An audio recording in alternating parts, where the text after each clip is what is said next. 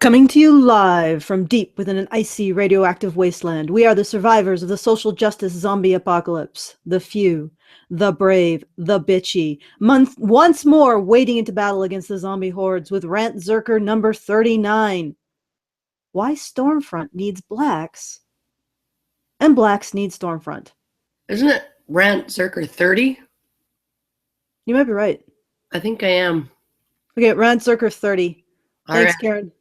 Yeah, I know. And I just woke up and all. I'm actually quite proud of myself for catching that. Excellent. Well, you. Right. I'm not just bitchy right now. I'm also headachy and hungry. So yeah. There you go. There you go. Well, it's a good day. Yeah, triple whammy. It's a good day to, no, I don't want to say die, but dive into some. It's a good day to rip apart this piece of shit. Yeah. Well, yeah. Well, to consume this toxin and process it into something. I don't know. Something. Manure, anyway. At least manure. Yeah. All right. So, are you ready? Have you got it all queued up? Oh wait. Mm-hmm. I have to give you control. So there you go. All right, here we go. I love this this iris here, or tulip, or whatever the fuck it is. Oh, it's blossoming. Oh, look. Oh my god, it's so beautiful. Oh, it's so pretty. I'm gonna turn that down.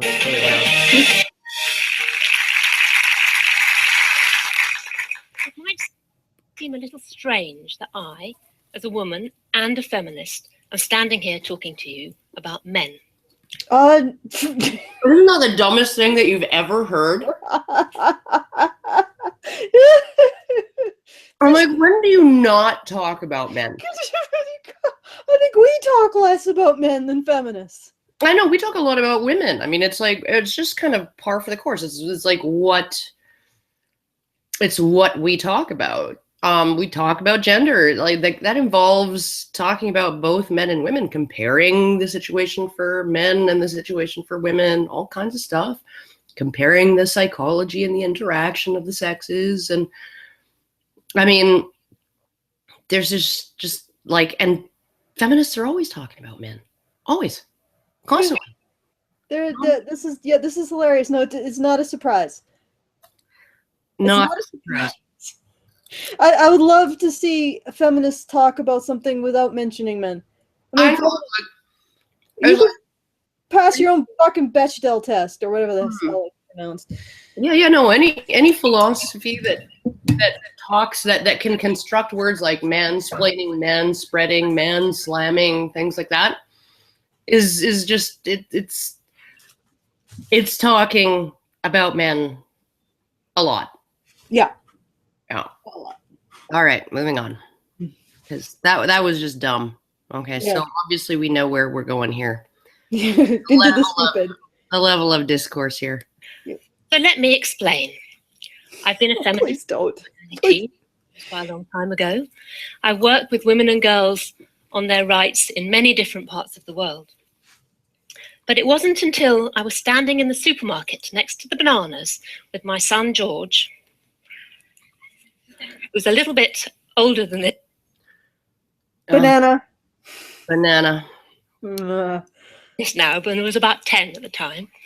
And he looked up at me and he said, "Mum, why are you obsessed with women's rights? What about me?" I know. Isn't it amazing? It's like a 10-year-old boy actually has to say that to his mom in order for her to, here she's going to say, it got me thinking. And it started me thinking. There you go. It started her thinking. She needed her 10-year-old son to draw attention to the fact that she's obsessed with women's rights and maybe neglecting her son. Well, I don't think it's got her thinking about that. No. I have the sneaking suspicion that that's not where this is going. This isn't going to, Yeah, maybe I should do something for you as well. No. Yeah, no. Can you just imagine this poor kid, he finally gets the guts to actually come out and say it, right?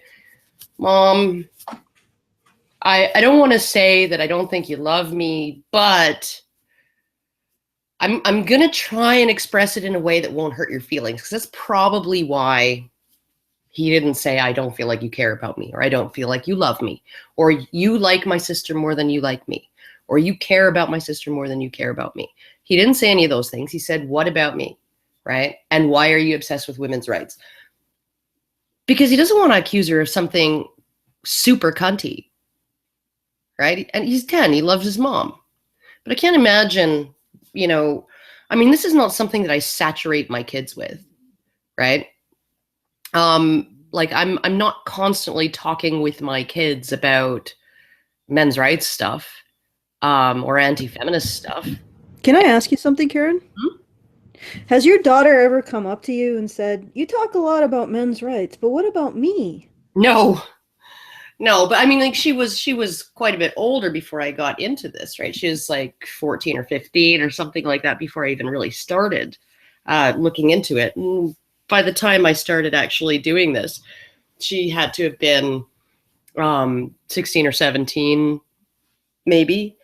And so she'd gone through her kid phase and sort of was very self-possessed as a young woman, and I don't think that it would, even if all I did talk about was men's rights, and even if I constantly talked like I cared about men and not women, or boys and not girls, I don't think that it would have happened at a time in her life where she would have had the same feelings as this 10-year-old boy, right, might have. But at the same time, she sort of casually observed me doing some stuff, and then she took it and ran with it. She did a school project on it. She's just very, she's a very self-possessed young lady she's quite logical, and she doesn't see this what I do. She sees it more as a someone is wrong on the internet thing than I care more about boys than I care about girls thing. Yeah, well, in this instance, I wonder what would lead her son to actually ask this question. What about me? Mm-hmm. Well, because he's not saying what about boys, he's saying what about me. Oh my. Well, it sort of boggles my mind in this situation. But let's I guess, let's just keep going. All right. About men's role in feminism and gender equality. My partner and I... Okay, wait a second. So instead of actually wondering, hey, maybe I should consider the issues and problems that my son faces, instead you're just looking at how he can occupy a role in helping girls. Yeah, I'm pretty sure that's what she means, yep. How we can occupy a role in helping girls. Yeah, That's how you conceptualize of your son's role. Well, congratulations, lady. You haven't changed a damn thing. What about me? Well, you can be a tool. Yeah. Oh, you can be a tool in my narrative. You can be an appliance. There you go. That's your role. Yeah. He's probably going to be as stoked about that as being told to shovel the fucking sidewalk. Yeah, you can be a tool in my appliance, but God, don't also be able to cry for what? I don't know, but you'll be able to show your emotions, even though I expect you to just perform as a tool in the narrative of helping women. I won't acknowledge any of your vulnerabilities, but you should show them. Oh, yeah. Yeah. Well, because they don't really make you vulnerable because you're a man. Because this kid just expressed a vulnerability and a need. And what did she take from that? How can I better teach him to realize that his needs are irrelevant relative to women's? I was like, how can I use my son? Oh. That's really what it is. And you could say at this point, right, what role men play in the fight for equality or whatever, right? And there is some hope that this is not what she means. But let's move on. Well, I mean, there could be several options here. And I know people complain that we make conjecture and we speculate on what these people are going to say, but it generally shows, if we're right, it generally shows how formulaic what they think and say is. And if we're wrong, we'll just graciously say, yeah, I'll just eat my hat. Yeah, but no, I think sometimes we have misjudged, and I've, like, oh, I guess they this was a surprise. Yeah, this is interesting. It was a surprise. In this case, I wonder, since she's already established that her son's role is not to concern himself with his own vulnerabilities, but I believe she's basically said that he should instead focus on girls and how to help girls. I might be wrong. I'm getting this impression. Well, I'm getting the impression that that's where she's going. She hasn't quite gone there yet. No, she hasn't gone there yet. But, I mean, at least she's offering him, if she goes there, she's offering him a positive role in terms of being part of the solution, right? Yeah. I guess you could take heart in that. Oh, yeah. Well. Except that if he succeeds and achieves in being part of the solution, he's, of course, being privileged because of his own achievement in being part of this. Oh, fuck it. Let's continue. Okay. Clear that we wanted our daughter Rosa to have as many chances in life as our son. I had seen too many girls in different parts of the world who had been denied those chances. I knew that, for example, one woman in three faces violence from an intimate partner, usually a man. No. The statistic is that 1 in 3 women will be assaulted or physically or sexually assaulted in her lifetime. Now, that usually happens from an intimate partner. And usually that intimate partner, just because of reality, is going to be a man, right? But no, it's 1 in 3 are physically or sexually assaulted in their lifetimes. Period. By anyone. And incidentally, the corresponding statistic for men is probably 1 in 1. Yes. And yes, they will be more likely to be assaulted by men than by women, but they'll be about as likely to be assaulted by a woman as a woman is to be assaulted by a man. Okay, and might I point something else here? Already, she's using this, women over there, to justify creating a real world inequality between her son and her daughter. Her daughter or daughters get their issues recognized by her. And incidentally, this woman you look at this woman, she is the most powerful figure in her children's lives at this moment. Oh, yeah. She is the center of their universe. And she, as God has decreed, that her daughters will have their issues recognized. And her son, even after asking for his God to maybe shine a little light his way, she has said, no, you exist only in reference and revolving around the real people in this world, which are your sisters. This is what she's done. I'm sorry, this pisses me off so much. Oh, yeah. I can't, it's like, I know people are like, you're screaming. Well, people should be screaming about this. This is the very essence of inequality and abuse here. This is these kids' gods talking. And she has said, who are the promised people? Who are the ones who are privileged to have their harms recognized? And who can go shuffle off and stand in a fucking corner and shut the fuck up? Or just pick up a shovel and help. Yeah. I looked at my kids as they were growing up. They all had unique problems unique to them. My daughter in particular had extreme issues when she was younger, early preschool and school, just elementary school age.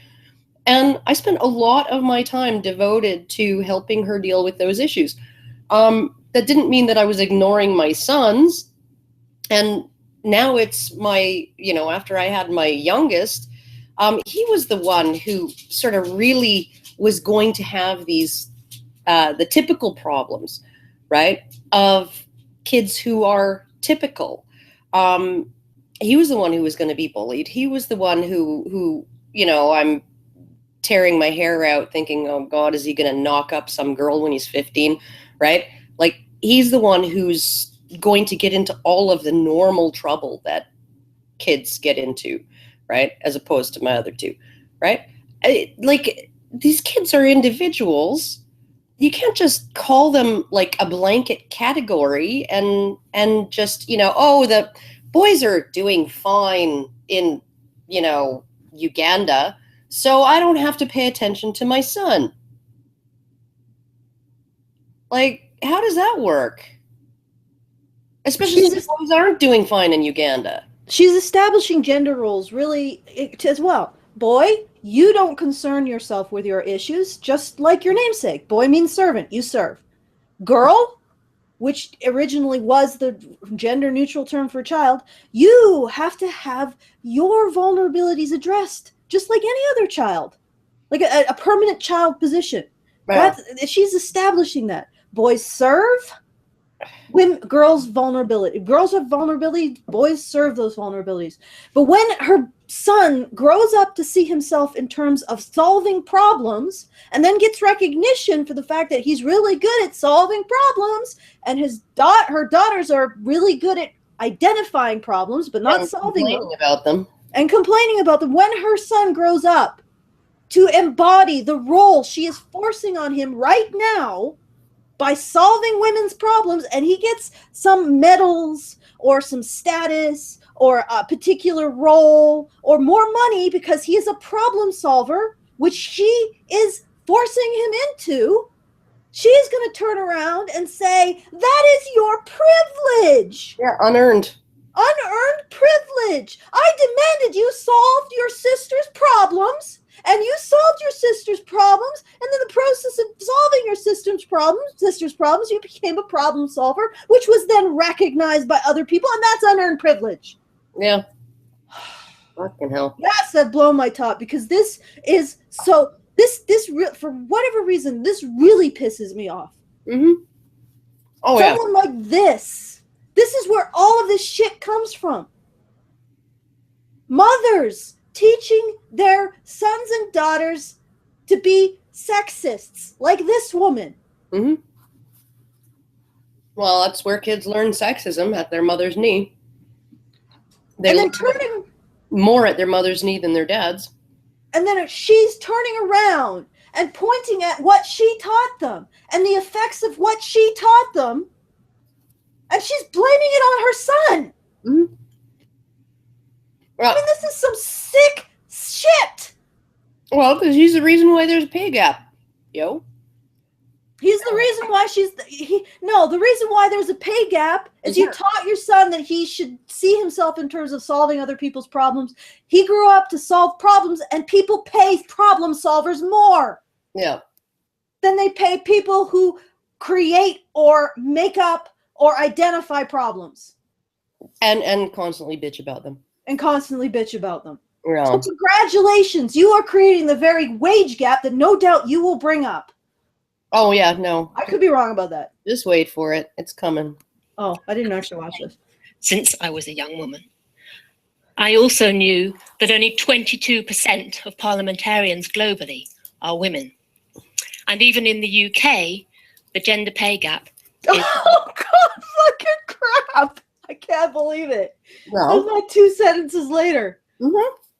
Okay, all right. And the 22% of parliamentarians, because we essentially raise our boys to embrace authority, to embrace problem solving, to embrace independence, looking after themselves, going out there and doing shit for themselves. We start that fairly early, right? Encouraging our sons to play further away from us than our daughters, and taking more care of, more concern with our daughters when they're climbing or doing something that potentially they could fall down and get hurt, all of those things, right? And not consoling our sons as quickly as we console our daughters when they cry. That teaches boys a certain level of independence and self-sufficiency.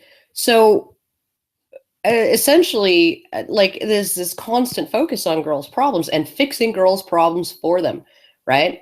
making sure girls have everything that they need to succeed, as opposed to just essentially telling them, well, succeed or fail, it's up to you.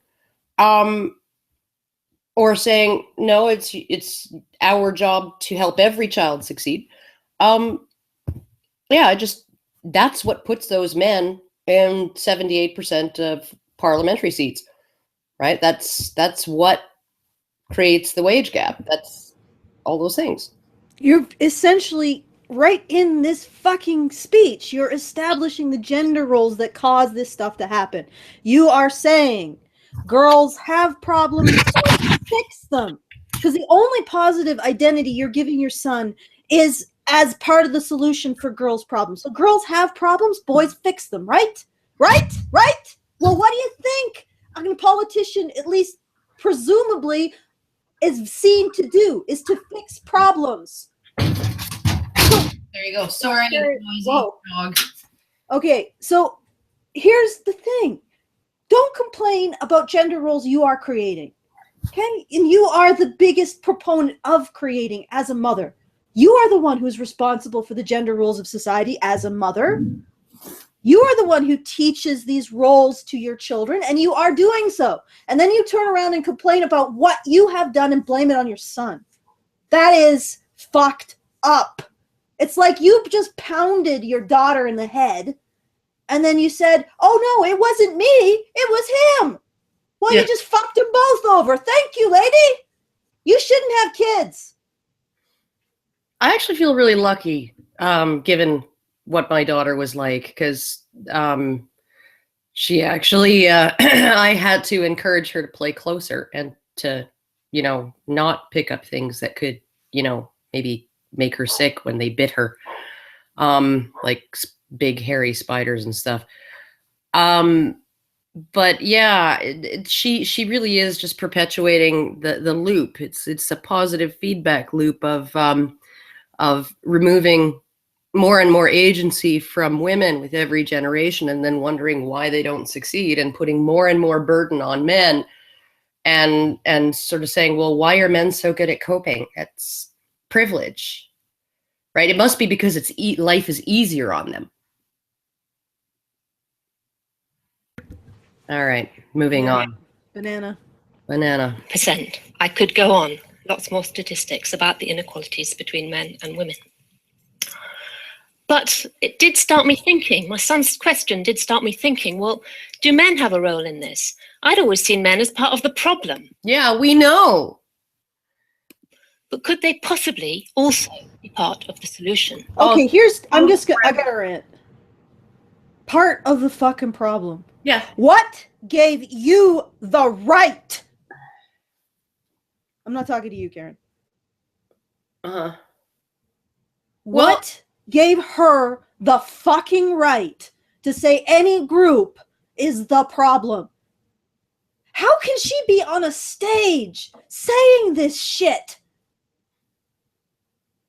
I mean, it just boggles my fucking mind. Yeah, I know. You know what boggles my mind is that when you or me or anyone says women are an equal part of the problem, right? We get accused of being misogynists. Just for saying that women have an equal role in creating and maintaining the sexism in society. We hate women for saying that. We must, because there is no way in hell a woman like this could actually envision women as having the kind of power that it would require to be a significant part of the problem.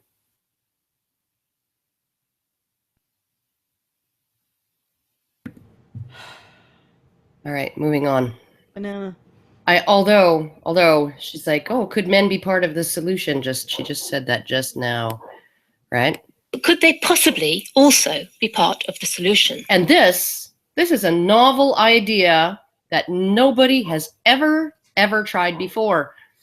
The idea that men should cater to and fulfill the needs and interests of women. That men should provide things for women, that men should protect women from the things that harm them, that men should pick up a shovel and do work on behalf of women. Totally new, never been tried before. Absolutely 100% revolutionary idea. Could they possibly be part of the solution? Oh. Okay. Okay, I'm gonna let my dog in. Just give me 2 seconds. Oh God, you and your dog. Your dog is definitely not part of the solution, Karen. Oh, Jesus. Oh my fucking God.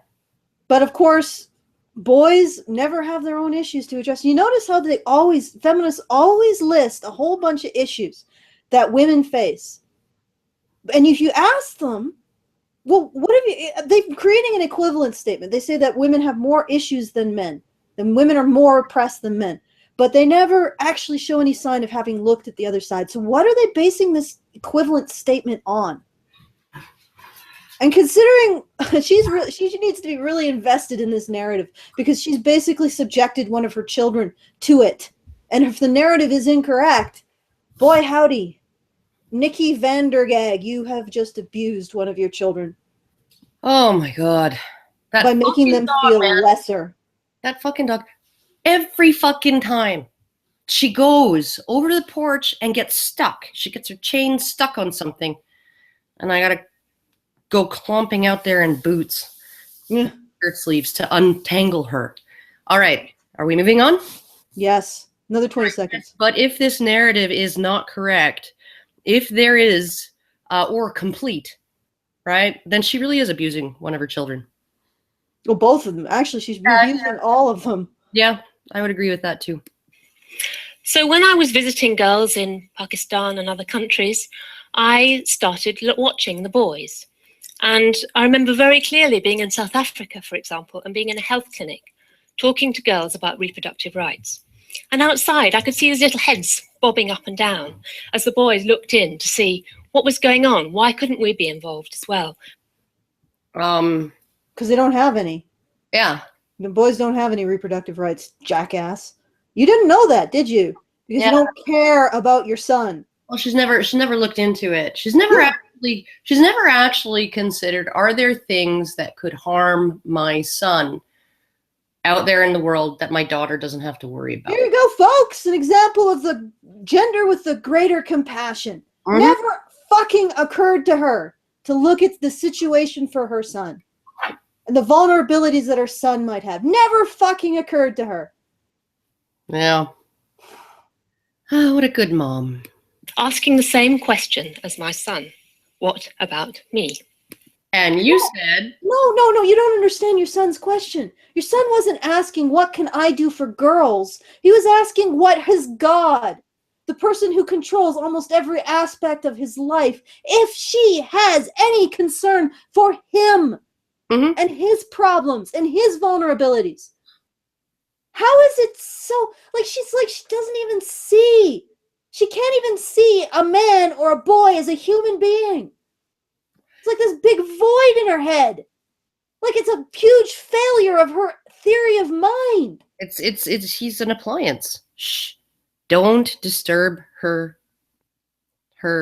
little thought processes, because it would probably really upset her if she realized that she was doing this. And we wouldn't want her to be upset because she's a woman, and women. I don't fucking give a shit. I know. But okay, moving on. So I started talking to the men when I'd gone out to visit the women. I met Cristobal in the Dominican Republic, who'd come together as part of a group of men who were concerned about rising violence against women in their community. I know, because men are like such a problem, right? That they will specifically go to an NGO, I'm guessing, right, to raise their concerns about rising violence against the safest demographic of people in their community. I'm guessing that wherever she was, men were still 3 times more likely to die violently. Oh, 3 to 4. Yeah. Right? For any kind of violence. But she tromps into the great white savior into these brown communities. And she's going to tell these men something they've never thought of before. Yeah, being concerned about their female relatives. Yeah, I know. And they're part of the problem, you see, and you know, they can be part of the solution, but they can't actually have problems. And you know, and this whole, like, it's like she's amazed that men would actually be concerned about this. Okay, let me point something out, Great White Hope. Great white woman's burden, lady. Those men in those communities have sacrificed more for their female relatives than you can ever conceive of. Because you know why they die 3 times more violently? So the women don't have to. Yeah. They have sacrificed more than you could ever conceive in your pin brain. Great white hope, lady. Great white burden, lady. And you are tromping into those communities and you are judging those men. Great white hope, lady. You are judging them. And they have sacrificed more than you could conceive for the women in their communities. All right. Moving on. That violence had often happened because the women had gone abroad to work. And when they came back, the men didn't have a role. They didn't know what to do. Oh, this is bullshit. She's taking off of something that happened in I believe, the Dominican. Mm-hmm.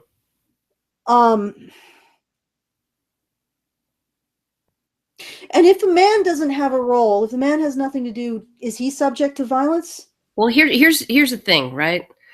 In North Korea, right, there's a really interesting system that goes on. It is essentially the men are required to work in official paid jobs, right? And all of the jobs, of course, are filled. They're all run and managed and everything by the government, and they pay next to nothing, right? But if you don't show up for work, if you don't report for work to the job that you were assigned, then you go to jail if you're a man.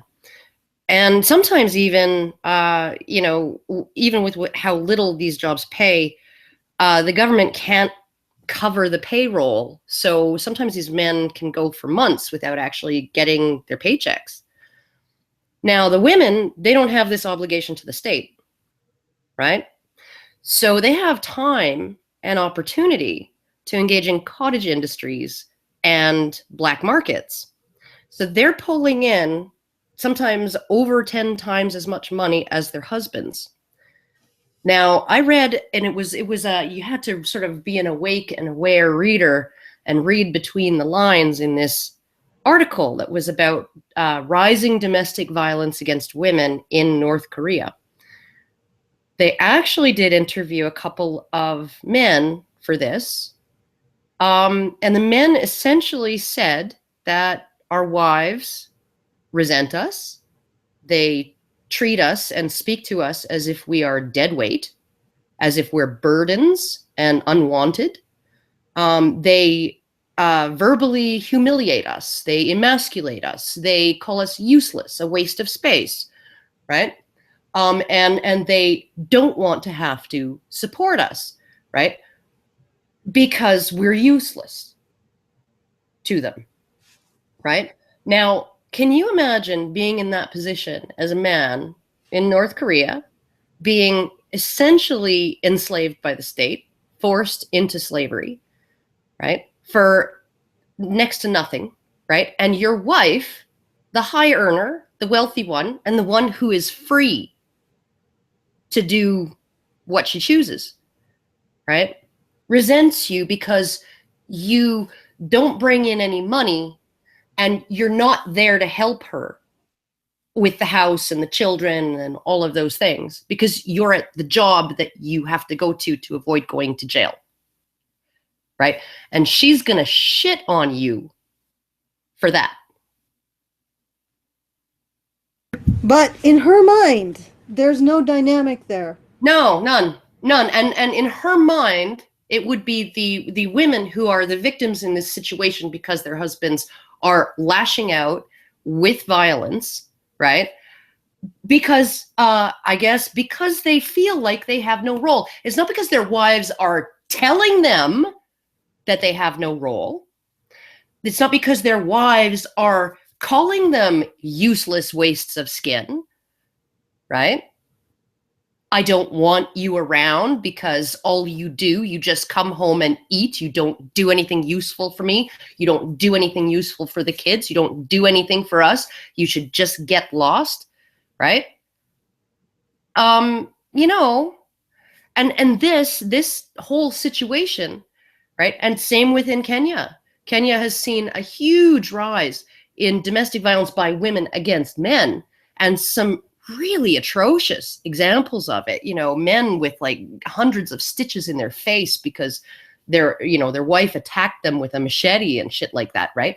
Not because these men are violent with them necessarily. The whole thing is excused away as these women are frustrated because they have to earn for the family because their men don't have jobs. Well, what have the NGOs been doing nonstop in Kenya for decades? Just giving jobs to women. Giving jobs to women and ignoring the men. Getting education for women and ignoring the men. And then so you have unemployed men and women who don't want to support a man, right? Who resent them and, you know, fucking do horrible shit to them because they're just a useless waste of skin. What good are you to me? This is what feminist intervention does.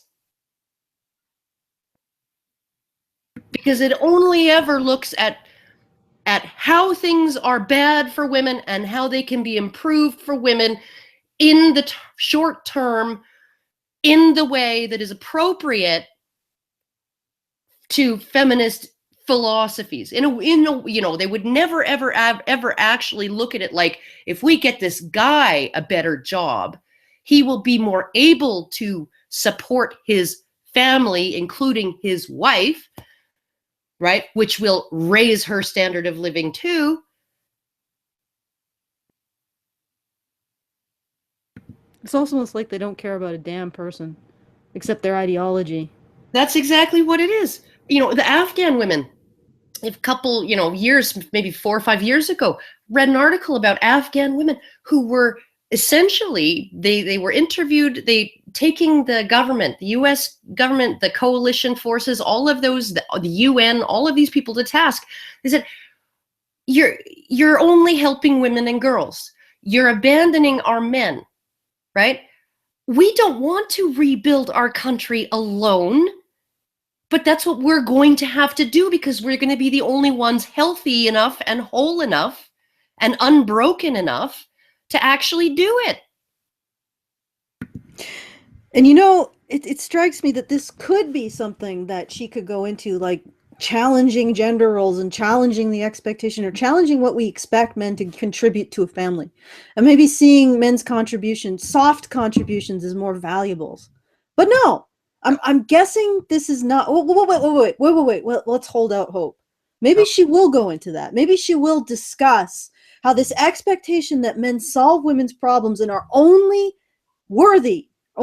worth something when they can solve women's problems. Maybe she'll talk about that expectation as being something that's onerous for men, that might cause a lot of friction in relationships where the man can't solve a woman's problem because he doesn't have a job, he doesn't have work, he doesn't have material goods. And maybe she'll talk about maybe healing the communities that have to deal with this traditional gender role and the expectations placed on men and the potential violence from men when they're told that they're worthless. Maybe she'll talk about it in those terms. Let's find out. Okay. He said his own father had been violent towards his mother. He didn't want that to continue for the next generation. Or Stephen, who's part of our campaign that I've been involved in called Men Care, which is about getting men more involved in the home. Stephen's from Sri Lanka. You see him here with his 2 children. Sorry, just banana. Yeah, banana. Well, actually, you were still good. Okay, this is going in a positive direction a little. Yeah. Well, I'm still not talking about female abuse, but whatever. You don't really expect much from feminists. Yeah, no, I mean, like, I have to wonder whether that guy who witnessed his dad being violent to his mom witnessed his mom being violent to his dad at all, or to the kids, or, you know. There's always part of the story that seems to be somewhat missing in all this. Yeah, so But I mean, and not saying that that's necessarily the case, because sometimes it's not. Sometimes it really is the woman who, burns the toast and her husband flips out. Those guys do exist, right? But the opposite exists too. And somewhere in the middle exists where you got two people who flip out at each other and get pushy and shovey and violent and nasty to each other. And none of them are good for kids to actually live with. So, all right, moving on.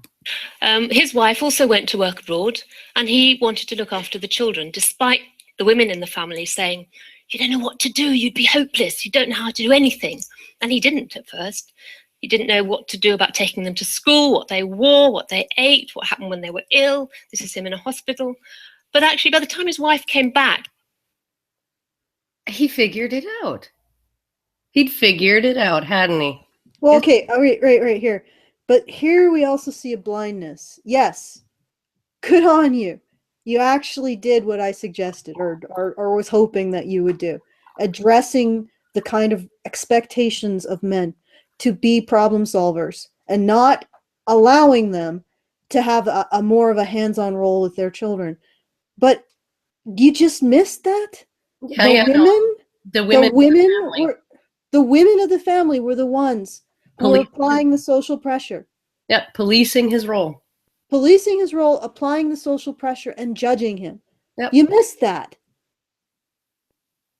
Well, she didn't miss it. She came right out and said it. It just didn't even show up on her radar as, like Arsenio Hall used to say, things that make you go, Yeah, that doesn't even show up. Like, the other thing is, like, first of all, she misses what her son is actually saying, which is, do you care about me, Mom? Do you care about me, God? Do you care about me, greatest force in my life? Do you care about me? She completely misses that. And now this, well, let's see where does she go with anywhere with it? I wonder. Okay. Let's see. He was quite clear that he wanted to share responsibilities with her. And he said, if there's one thing that money can't buy, that is the love of a child.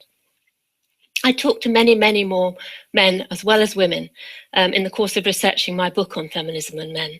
And wait a second. I'm increasingly What was her response? Yeah, well, we don't know because she's not going to say.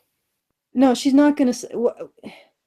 I'm just curious. So there was a specific guy who did this. I wonder if there's any information about how he was responded to when he returned and said, we can take equal responsibility for the children, but you are the one who's going to work. Well, or that they're both going to work, because I'm assuming he was working as well while his wife was abroad. Right. And what's interesting is that it seems like he would have a job in this organization, in this, I guess, quasi-feminist organization. So it's almost compels these men to actually try to get a job in this context, doesn't it? Yeah. Well, I mean, like, honestly, like, it's very, very hard for a family in a country like that, right, to actually survive with just one person bringing in money. Someone's engaging in a cottage industry. Someone's doing something to supplement the family income, even if there's only one person who's going outside of the home to work. And this is probably even the case when people work abroad and they send money home, because you're working and you're living abroad and you're paying all, you can only send so much. I mean, every dollar might be worth more where you're sending it than it is where you are, but you still have to sustain yourself where you are, right? But yeah, it's there is this sort of, and I see it with a lot of women even now, right? And I used to tease my ex, right, when he would, and because he did this, it was actually kind of funny, because I used to put my kids in cloth diapers, and at night I would put them in the diapers that have pins, right, like that you have to fold into a diaper shape, and then you have to pin them on, hopefully not pinning them directly to the child, but pin them on the child. And he would, on the weekends when he didn't have to work, he would let me sleep in with my daughter, and he would take my son, like, just kind of pick him up out of the crib, just wearing a t-shirt and this sopping wet diaper and plastic pants, right? And he would just pick him up and put him in the car seat and take him to the coffee shop and sit down and get him some like silver dollar pancakes or something like that. And he'd have a coffee and the kid would have pancakes and they'd have some time together. And I used to tease him about like, can't you, like, seriously, you took the kid out like that? You didn't even put pants on him, let alone change his diaper. You just took him out like that, right? And he was like, well, I could always stop doing it if you want me to. And I'm like, no. You just keep doing this. It's all fine. It's all fine. It's all good, right? Because a wet diaper is not going to kill a kid, right? It's just not. But I mean, okay, so he wasn't as, I would have taken care of my child differently than he did, right? And I see women constantly using that as an excuse to essentially monopolize all of the child caring duties. I would bathe my child differently.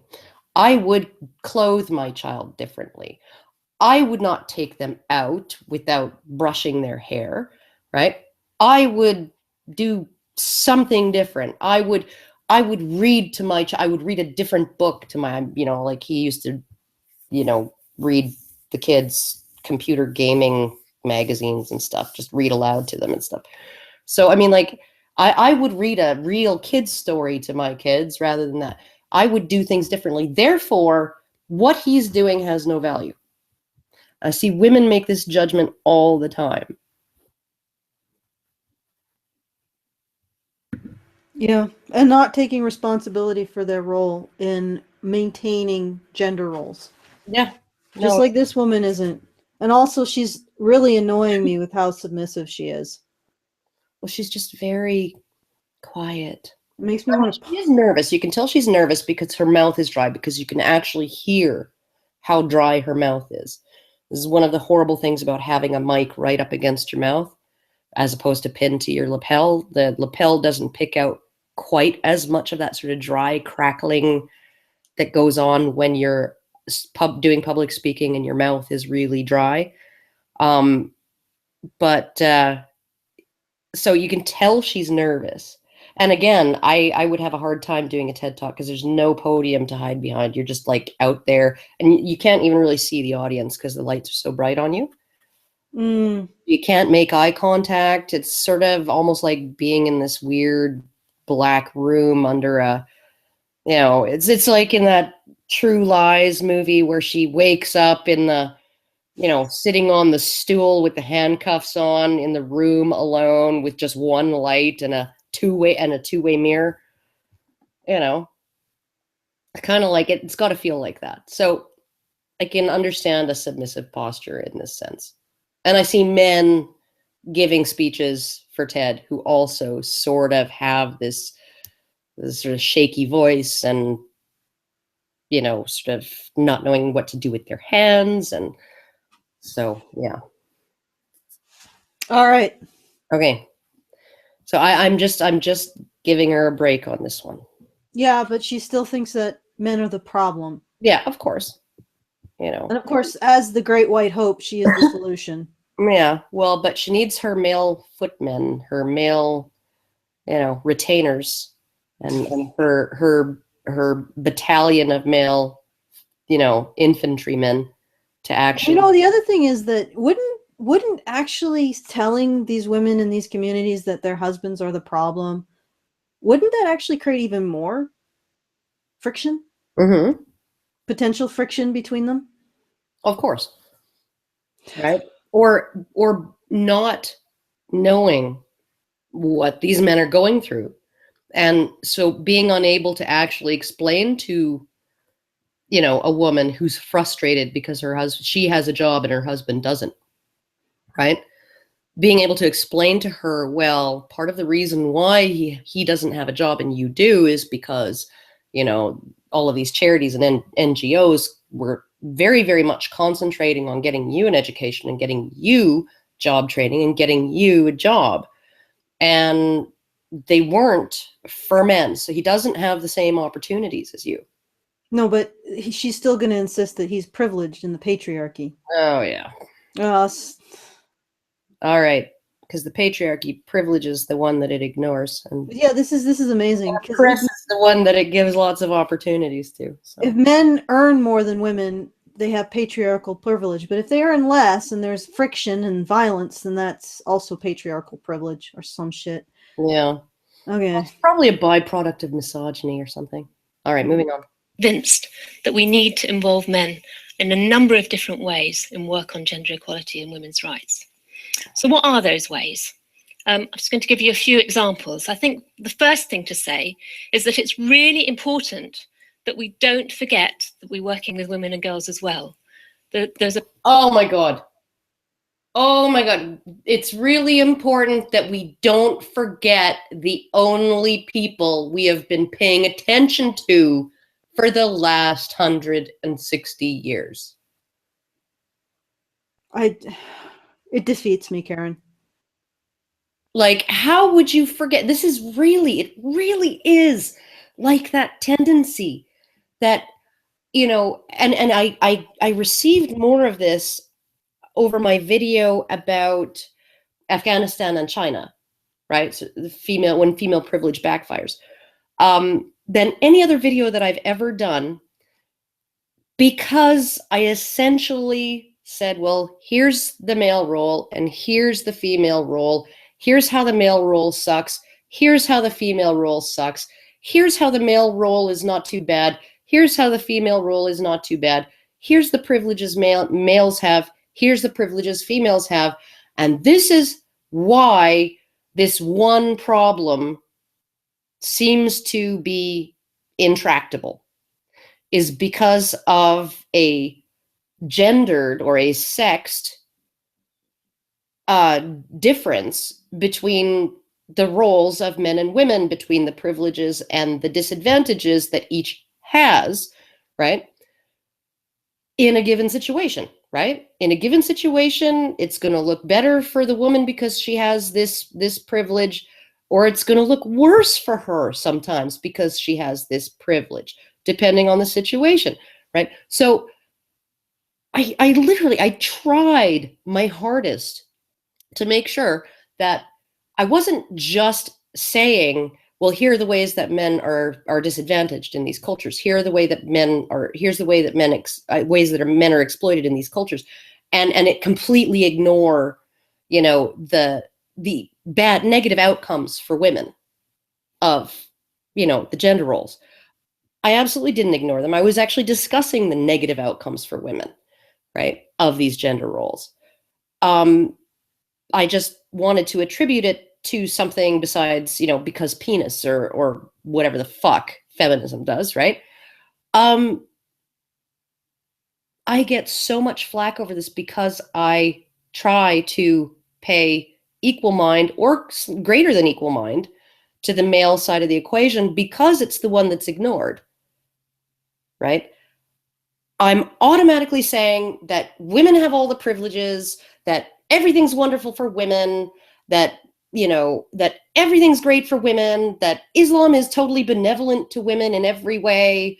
You know? I saw that one. I saw that epic exchange. Oh my God.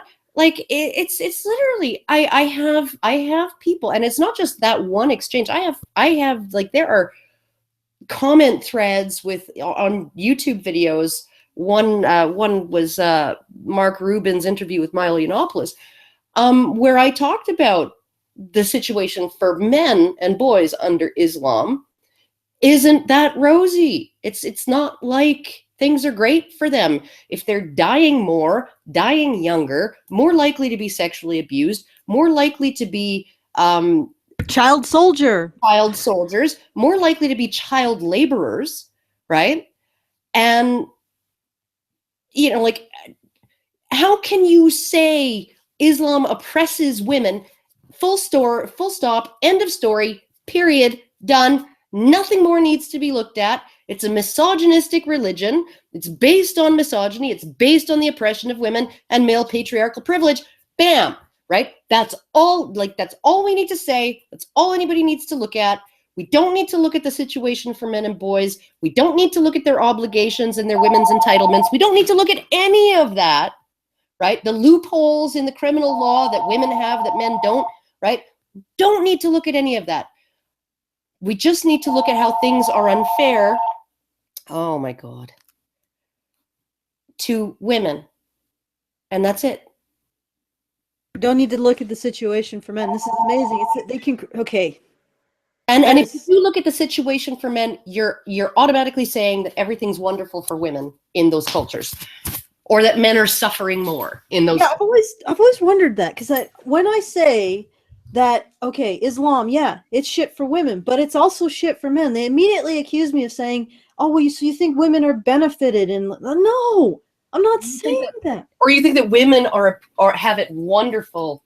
Or alternatively, that somehow by saying, okay, so if you say Islam punches a man, or if you say, okay, Islam punches a woman in the face, and it's a really bad religion or ideology, because it punches a woman in the face. But then if you say, well, but it's also punching men in the face, suddenly they say, oh, so you're defending Islam. How does that follow? I know. Said that Islam punches 2 times more people.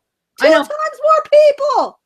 But if you include the men, suddenly you're just excusing them. And that really betrays the way these people think. Oh, I know. They actually think that a problem is less of a problem if it hurts men as well. And that is fucking amazing. These are the people who are moral guardians of the fucking earth. They're people who, when they're presented with a problem and someone says, oh yeah, this problem also hurts men equally, they think the problem is less important. Yeah, they think that you're minimizing the problem. They think that you bring up how a problem hurts men. People like this woman, Nikki Von Reddress, this woman, she thinks that if you bring up how a problem hurts men as well, you are minimizing that problem. Can you believe that? I know, it's seriously fucked up because men are their own problem. Don't you realize that, Alison? Men are their own problem, and men are also women's problem. So they will strive to make it seem like problems only affect women. Only affect women, because in their minds, if they do also affect men, that makes the problem less important. Okay, human race, I think I'm done. I don't want to live on this planet anymore. I don't want to live on this fucking planet. That makes no fucking sense to me. But that's the logic that I'm seeing coming out of feminists. All right. Well, I'm going to use my finger to press the play button. Good news, everyone. The possibility of taking resources, taking time, of men doing the mansplaining thing, and women getting left out. We really. Oh, for he really said it. Mansplaining and women getting left out. Can you imagine a universe in which women get left out of a conversation about gender equality? I mean, like, there is the occasional time, right? And David Pakman brought this up, and fair enough, right?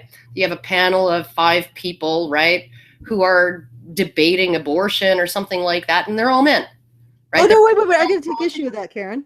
If they're politicians, they're all men representing their female electorate. Exactly. And I always ask those people, okay, so who would you rather have on a panel deciding the issue of abortion? Would you rather have Ann Coulter, Sarah Palin, and fucking some other Michelle Bachmann? Or would you rather have Al Franken and Jon Stewart and like fucking Obama?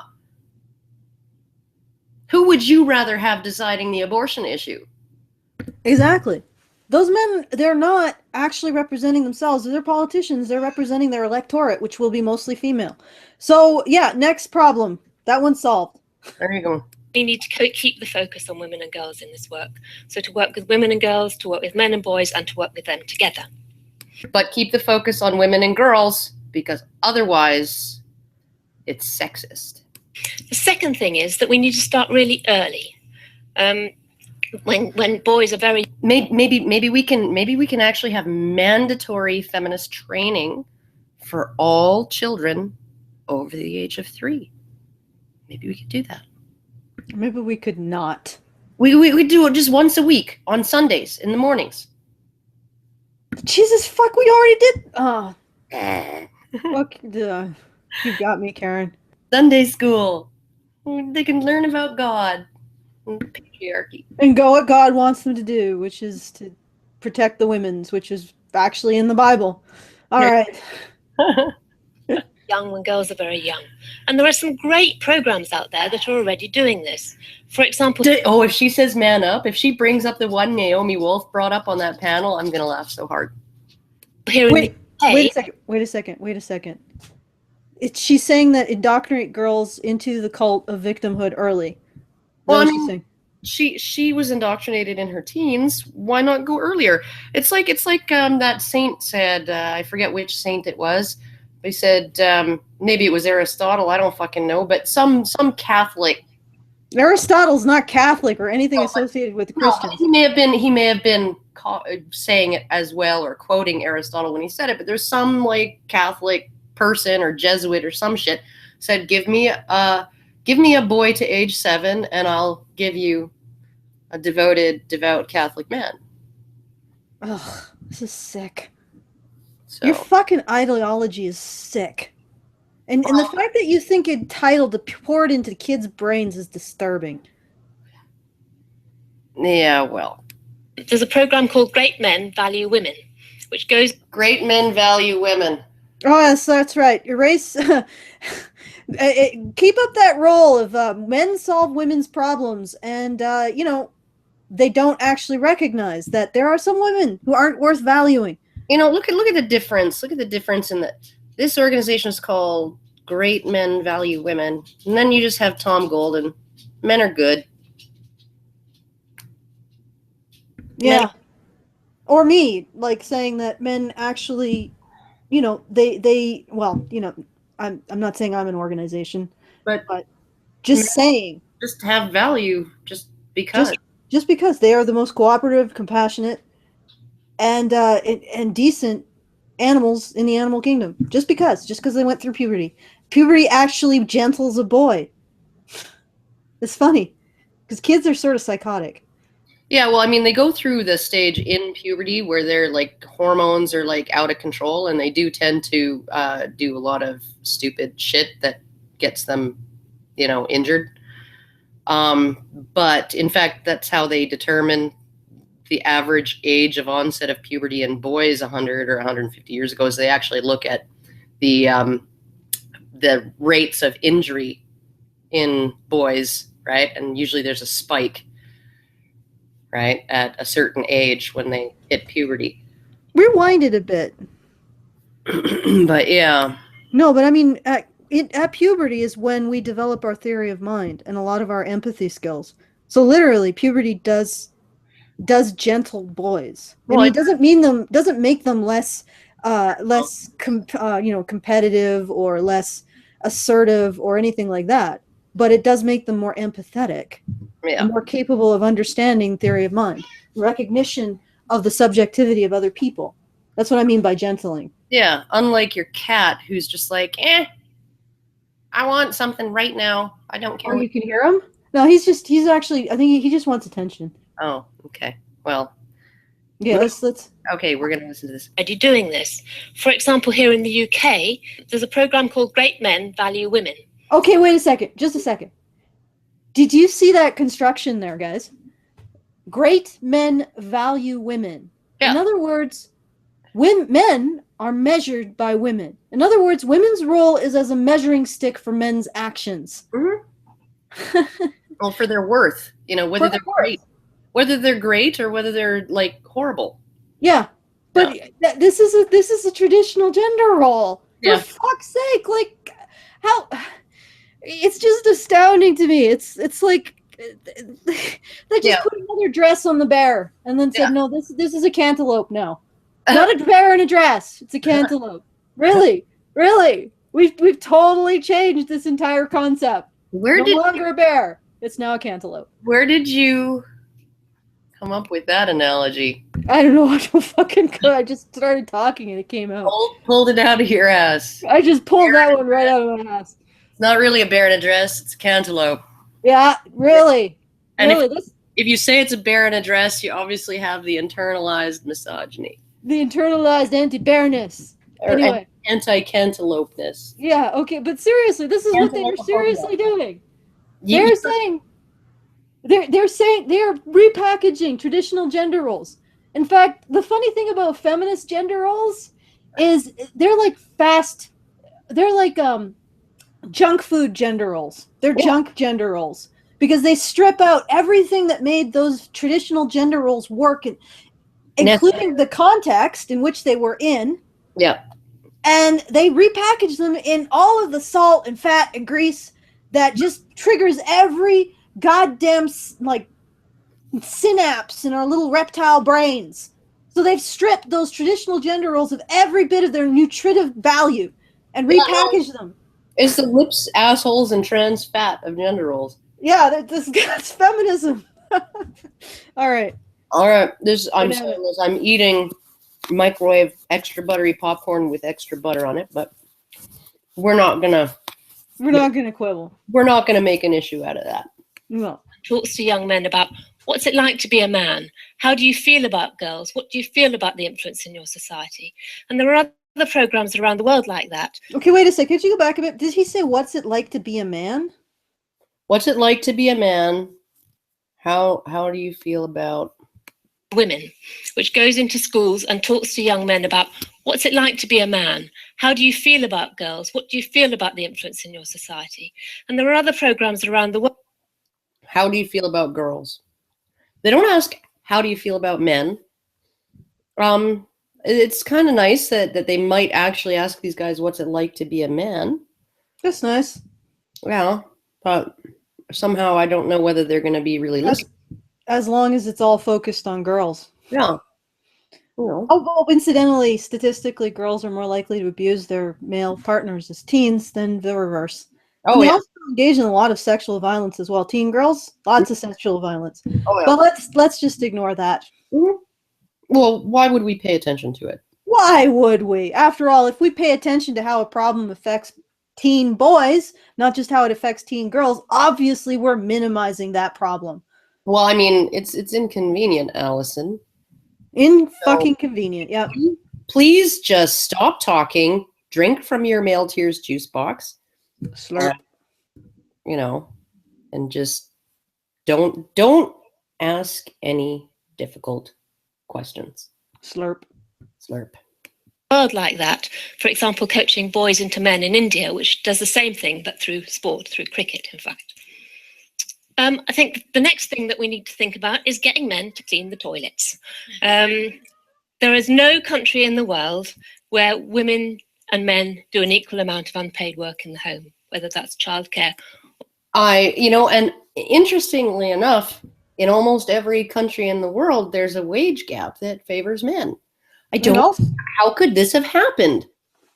Also, interestingly enough, when you add up the paid and unpaid work before kids, men do 20 minutes a day more of all the work, right? All the different kinds of work, paid and unpaid. And after kids, women do 20 minutes a day more than men. So okay, I was going to point out that and maybe women need to be doing their equal share of fixing and cleaning sewers. Or maybe women need to stop monopolizing the kids and stop. Oh, you're right. That's it. That he doesn't do it right. I see how you brought that all together in the end. Excellent. Yeah, no, it's like, all right. Like, don't they see how these two things are entangled with each other? This wage gap and this unpaid domestic work gap. And don't even fucking get me started on the emotional labor bullshit that, I'm reading in the fucking Globe and Mail. The fucking Globe and Mail, was it yesterday or the day before, right? About how women should maybe be paid for their unpaid emotional labor, like sending thank you cards and, writing Christmas cards and mailing them off and doing all of this stuff, and I'm like, Do you know when the last time I sent a Christmas card was? Never. I've never sent a Christmas card. Every once in a while when I go to a Christmas party, I will actually remember to bring a card, right? Every once in a while. Usually I just bring some food or something like that. And, you know, and I don't write thank you notes. I say thank you, right? I just say thank you. Next time I see the person, I say thank you. Or next time I'm on the phone with them, I say thank you. It doesn't need a fucking card. It doesn't need to be written on fancy stationery in like freaking calligraphy. It doesn't, this shit that women, they put pressure on themselves to do this shit. Do you think men send each other thank you cards? Do you think like my boyfriend's friend Jordan is going to send him like a card and a gift basket for feeding his cats while he's in fucking bumfuck Saskatchewan or wherever the fuck he is right now, right? No, he's not. He's going to go like, oh, thanks, man. And then the next time my boyfriend needs a favor, he's going to be available to help him out. He'll be like, oh, yeah, no. Just get the tires put on rims. I know your car is stuck. I'll come over with my jack. We can just like switch those fuckers off. Okay. This, first of all, if somebody chooses not to enact the emotional labor to do this, is it like, that's their choice. If it's your choice to do it or not do it, and not doing it won't actually prevent you from having money in the bank, or just having like relationships with people that you care about, like what, it's your choice. It's like, yeah, it's okay. You know what? This is just blowing my brains. Let's just compete complete. This emotional labor shit is just, it's one step too far. I know, it's retarded. You know, my boyfriend's aunts, right, think that I'm some kind of Philistine or something like that because I just don't do this stuff. I can't be bothered to. It's stupid. It's a waste of time, right? I would rather spend my time doing something that I enjoy, and then when I see them, I'm actually going to be glad to see them and not thinking, oh my God, this is the fucking bitch that I had to write 3 thank you notes to, right? You know, but it's the women that are making those judgments on me. None of their husbands are making any of these judgments, right? None of their sons are making any of these judgments. This is a woman problem. It's not a patriarchy problem. It's like women doing unnecessary shit for their own self-satisfaction. My thank you card was much nicer than her thank you card. My business card. Oh my God. It's so much more stylish. Yeah, His business card is so much more. You know, that's the thoughts of a psycho. And this whole concept of emotional labor, also the thoughts of the psycho. Let's get through the next 20 seconds. Sorry. Or domestic work. And if we could change that, it would not only be good for men and women, it would also mean a revolution in our workplace as well as in our home. So we started to explore, as part of research for the first ever State of the World's Fathers that I've been involved in, what that would mean. Stop. What, the State of the World's Fathers? Is that what you said? Research stated on the State of the World's Fathers. Oh, great. I'm thinking that this isn't... Okay, maybe I'll be completely wrong, but it's not going to include men who are excluded from their kids' lives by combative mothers and apathetic family courts. It's not going to include any of that. It's not going to include men living in their cars to make their child support obligations, and therefore not being allowed to visit with their children or have their children overnight because they don't have a reasonable place to live. It's not going to include any of that. Guaranteed. Well, let's find out what it includes. All right. Okay. I'm not gonna. I would bet my. I don't know. Absent if I'm wrong, if I'm wrong, any of my fans can show up at my house and I will give you my dog, right? Because she annoys the fuck out of me anyway. But not my firstborn. So yeah, you draw the line. I draw the line. You got to draw the line somewhere. And actually found that fatherhood is the one point in a man's life where change is really possible, because he's thinking about himself as a father, what his father was like, what his children might be like. And again, there are some wonderful projects around that too. Okay. Men are vulnerable when they become fathers. Therefore, we should target that moment. Yeah. This is what she's saying. Well, and it's amazing, like there are like massive biological changes that go on in men the moment that they discover their partner is pregnant, right? Testosterone levels go down, all kinds of other hormones come into play. They get a little bit more oxytocin going on there, and the whole bit. I mean, they don't bond with their children in the same way that women do, but they do have a very, very serious biological mechanism that increases the bonding that they feel with both the pregnant mother of their child and the idea of their child, right? They go through hormonal changes just like women do. So, I mean, this is sort of like sinister. Well, let's target pregnant women for indoctrination. Yeah, no, let's imagine me and Karen were real Menonists. And believe me, Menonists, if they were reverse feminists, they would be some of the most despicable people on the planet. So, I actually didn't realize how bad feminism is until you pretend that it's gender reversed and coming out of a man's mouth. Just because I have a similar bias, even though I'm trying to deconstruct it as everyone. Yeah. Imagine if me and Karen were really Menonists talking about targeting pregnant women and saying, pregnant women are really vulnerable because they're considering their mothers and what's going to happen with their children. Let's target them. Yeah. Let's target them. Make sure we get a hold of them. Let's get them when they're vulnerable. Yeah, let's convert them to our religion when they're like postpartum. And let's explain to those pregnant women how important it is for a woman to put men first. Yeah. Oh, God. All right. There's a project with an organization called Rantzerker, which works with men before their fathers. And the women in the community have made these wonderful daddy dolls so that the men can practice changing nappies and dropping the babies when they're not actually real babies and working out how it all works. So that's a fantastic project. There are many others like it. I don't like that.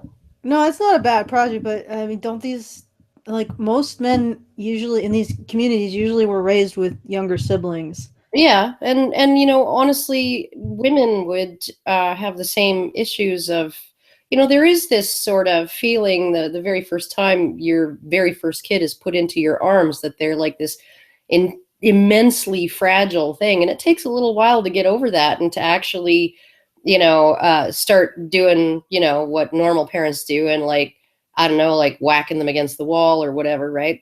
I'm kidding. Like the old ladies in the Monty Python and the Holy Grail with the cats. No, I mean, like you're super careful for at least for the first couple days after your child is born, just as a woman, because you're worried about that, like you're going to drop it on its head. You're worried that you're going to stick it with a diaper pin. You're worried that you're going to, accidentally, pinch it in the zipper, the skin in the zipper of the sleepers. You're worried about all of that stuff. You're worried about, is the water in the bath too hot or too cold or whatever, and is it going to hurt my child, and all that. And every single little noise in the middle of the night, every single noise that they make, little squeak that they make, you pop wide awake and you're like, is everything okay? Right? I mean, this is just all normal stuff, right? And I like that they're doing this with men, right? But they should be doing this with women too. Next 20 seconds. I just learned from the chat that Skeptor is doing a stream. Oh. Yeah. That fucker.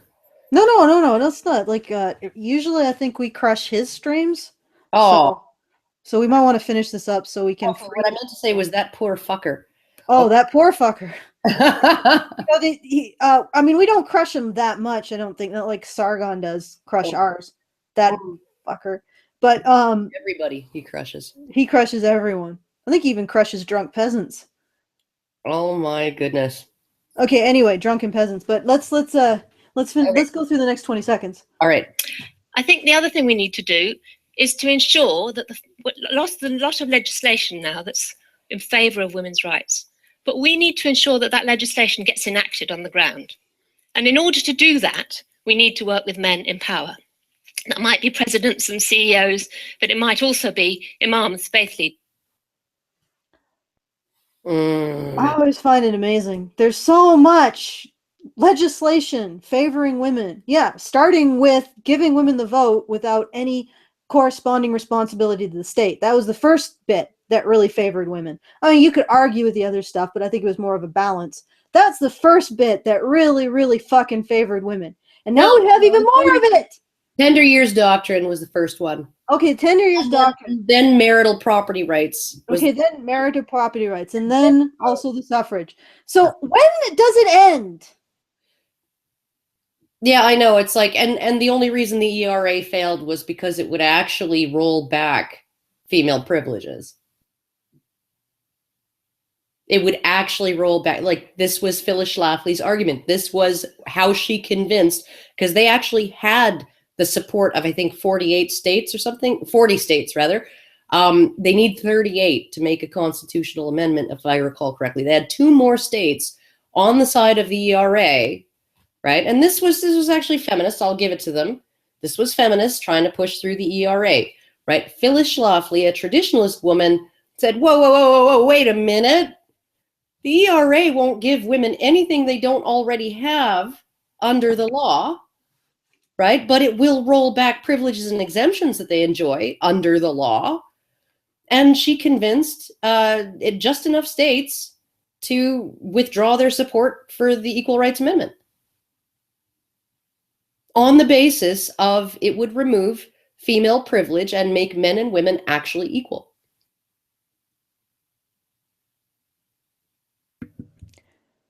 But we need to enact all this stuff on the ground, right? Like in the domestic violence shelters. Why don't they accept female victims? Why don't they do that? Why are they only interested in helping men? But where is it? Where is this thing that all of these laws in favor? How are they not? Like, oh God, this is so baffling. You can make all of these laws favoring women, but they're not applied enough. But they, except for, when they are, what laws favoring women aren't applied enough? Yeah. Like, and how did, it's like this constant ratcheting up of this shit. We put the laws in favoring women. Well, that's not good enough. We need to apply them more. Yeah. Why is the Boy Scouts still all boys? And yet, and why don't they welcome boys into the Girl Scouts? Oh wait, it's backwards. That's the opposite of what it is. The Boy Scouts in state after state after state in the US and in provinces in Canada have now they accept girls in the Boy Scouts, but at the same time, they say that the Girl Scouts should remain all female because girls need a safe space away from boys. All of this has the hallmarks of tyranny. It all has the hallmarks of, the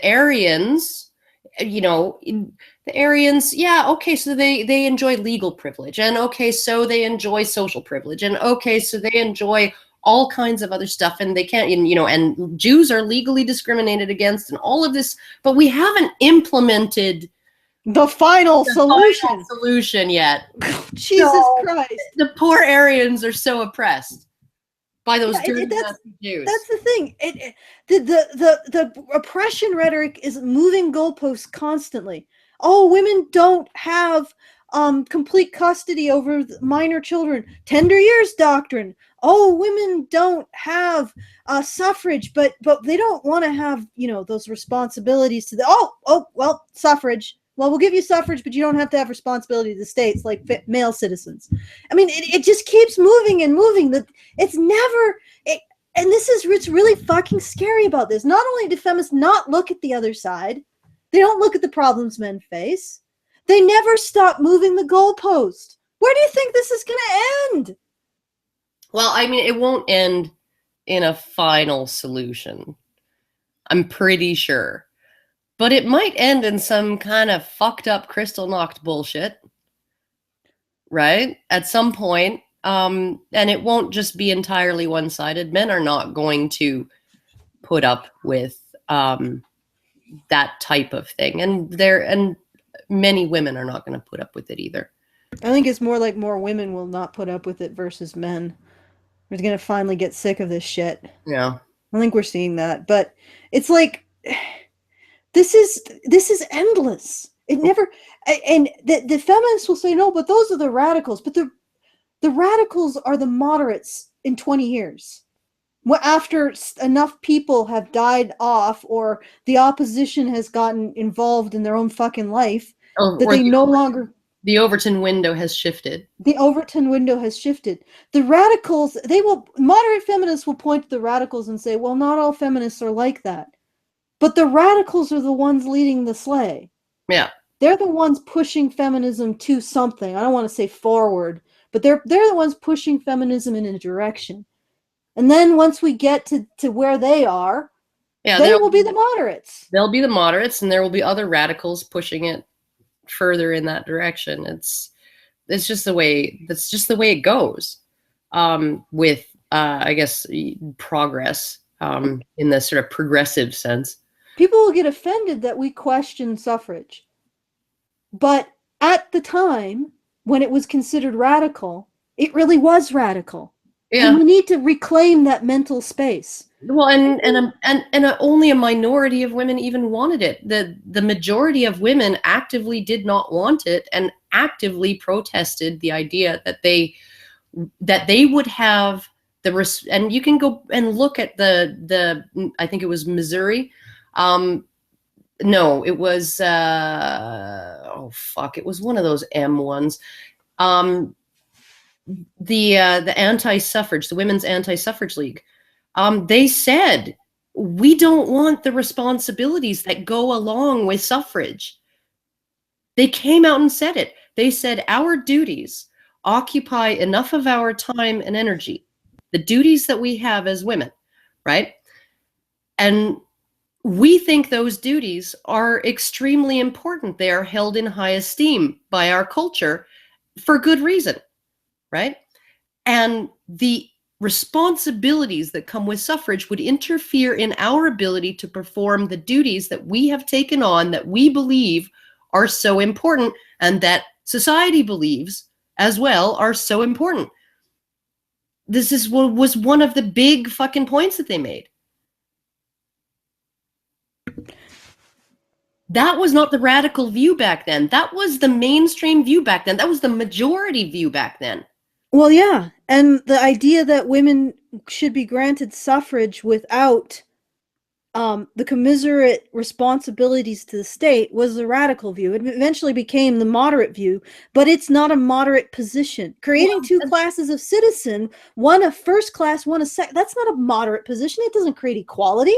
Well, and the Anti-Suffrage League of whatever the fuck M state it was, Minnesota or something like that, they actually said that they actually brought up the moral hazard aspect of women's suffrage, that if someone is granted suffrage and has no obligation to the state, right, they cannot be trusted to vote responsibly.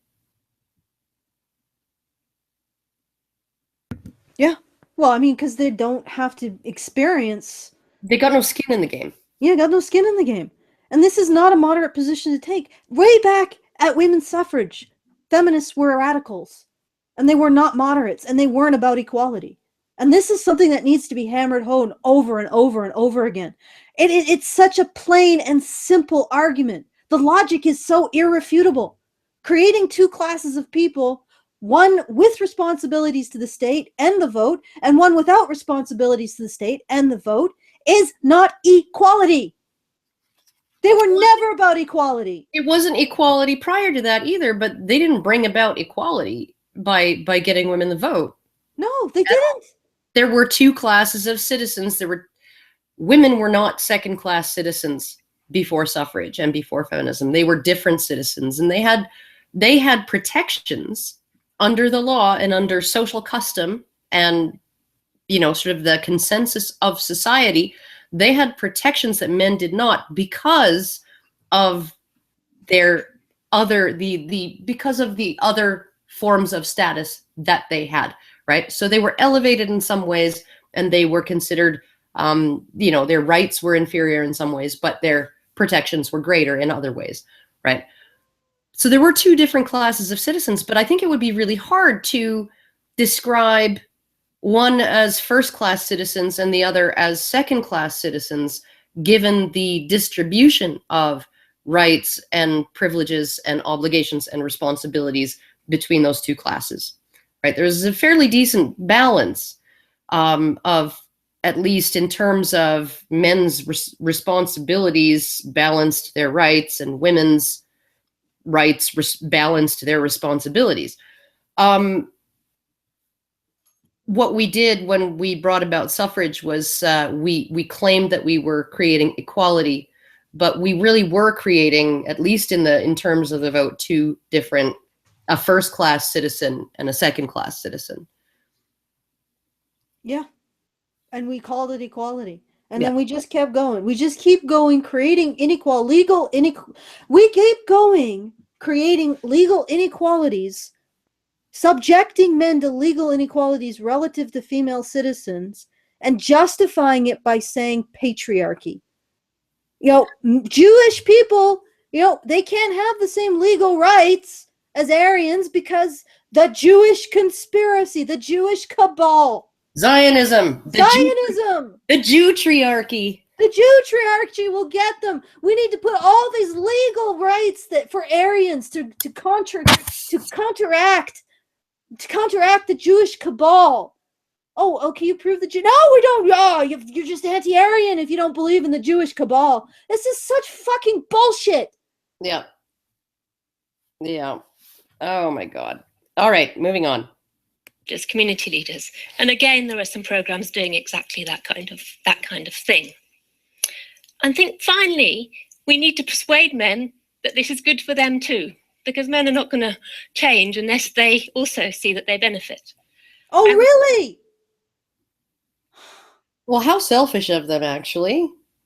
Well, but they'll only change if they think there's something in it for them.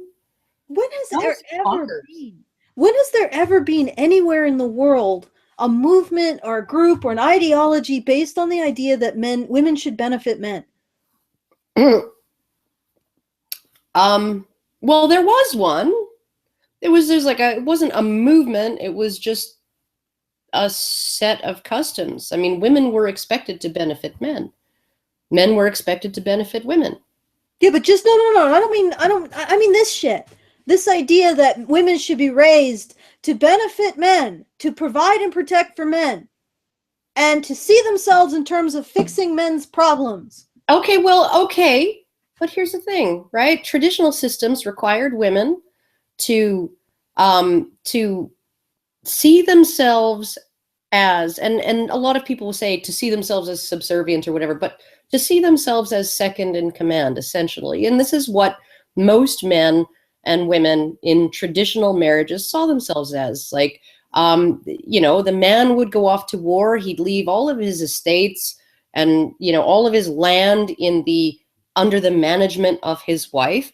Maybe she would have the same assistant, the seneschal or whatever, that was employed by the man to help with the running of the estate. But I mean, she was supposed to be the final word in his absence. She was supposed to be managing things and keeping everything going. And to do that in such a way that she believed that he would approve, right? This was her role.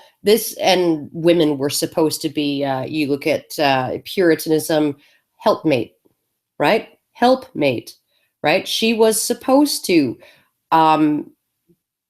be there to help her husband perform his role. She had an active duty to make to help her husband make decisions, to to temper his decisions with her input, to do all of these things, right?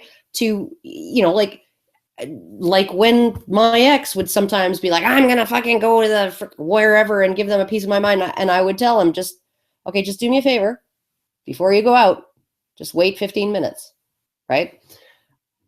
That was me doing my job, helping him not make an ass of himself, right?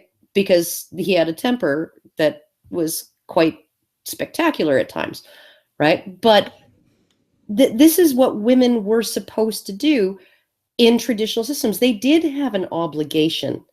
I mean, they weren't sitting around eating bonbons and watching Oprah, right? They were actively helping their husband perform his roles, right? And they had their own roles to perform as well. So, I mean, it's like they each owed each other something. And what feminism seems to have done is it's given us this idea that if a woman does anything for her husband, especially anything traditional, right? Like pouring him a drink or giving him a cup of coffee, bringing him a cup of coffee, or serving his food onto his plate for him, or any of the other things that sometimes men, they like that because it's just this tiny little thing that makes them feel cared for, makes them feel like you love them, right? That is a woman degrading herself and being subservient to him, and that's not allowed. But I mean this kind of one-sided advocacy. Men exist solely to benefit women, and women exist solely to identify problems that men must fix. Of course, in this advocacy, it's all justified because men are making those problems too. Yeah. But the thing is that all of the problems are made by a previous generation of men who are trying to solve those women's problems. Yeah. I know. It's hilarious, and it goes all the way back, right? Like even just the because reading through Blackstone again today, and yes, the Blackstone saying, oh well, yeah, okay, men back then and some of the lower classes, the lowly classes today, they embrace a sort of a more rigorous standard of what's permissible when correcting your wife, right? We in this enlightened age of Charles II, or however he put it, like we actually don't believe that, and why we believe wives should have the security of the peace against their husband, right? And that violence is never okay. Right? And this is 1760 something, right? That he wrote this, and but you look at why, right? And he even said it in his commentaries, why this was the case, why men had a right to correct the behavior of their wives, is because men were responsible, they were liable for the criminal misbehavior of their wives.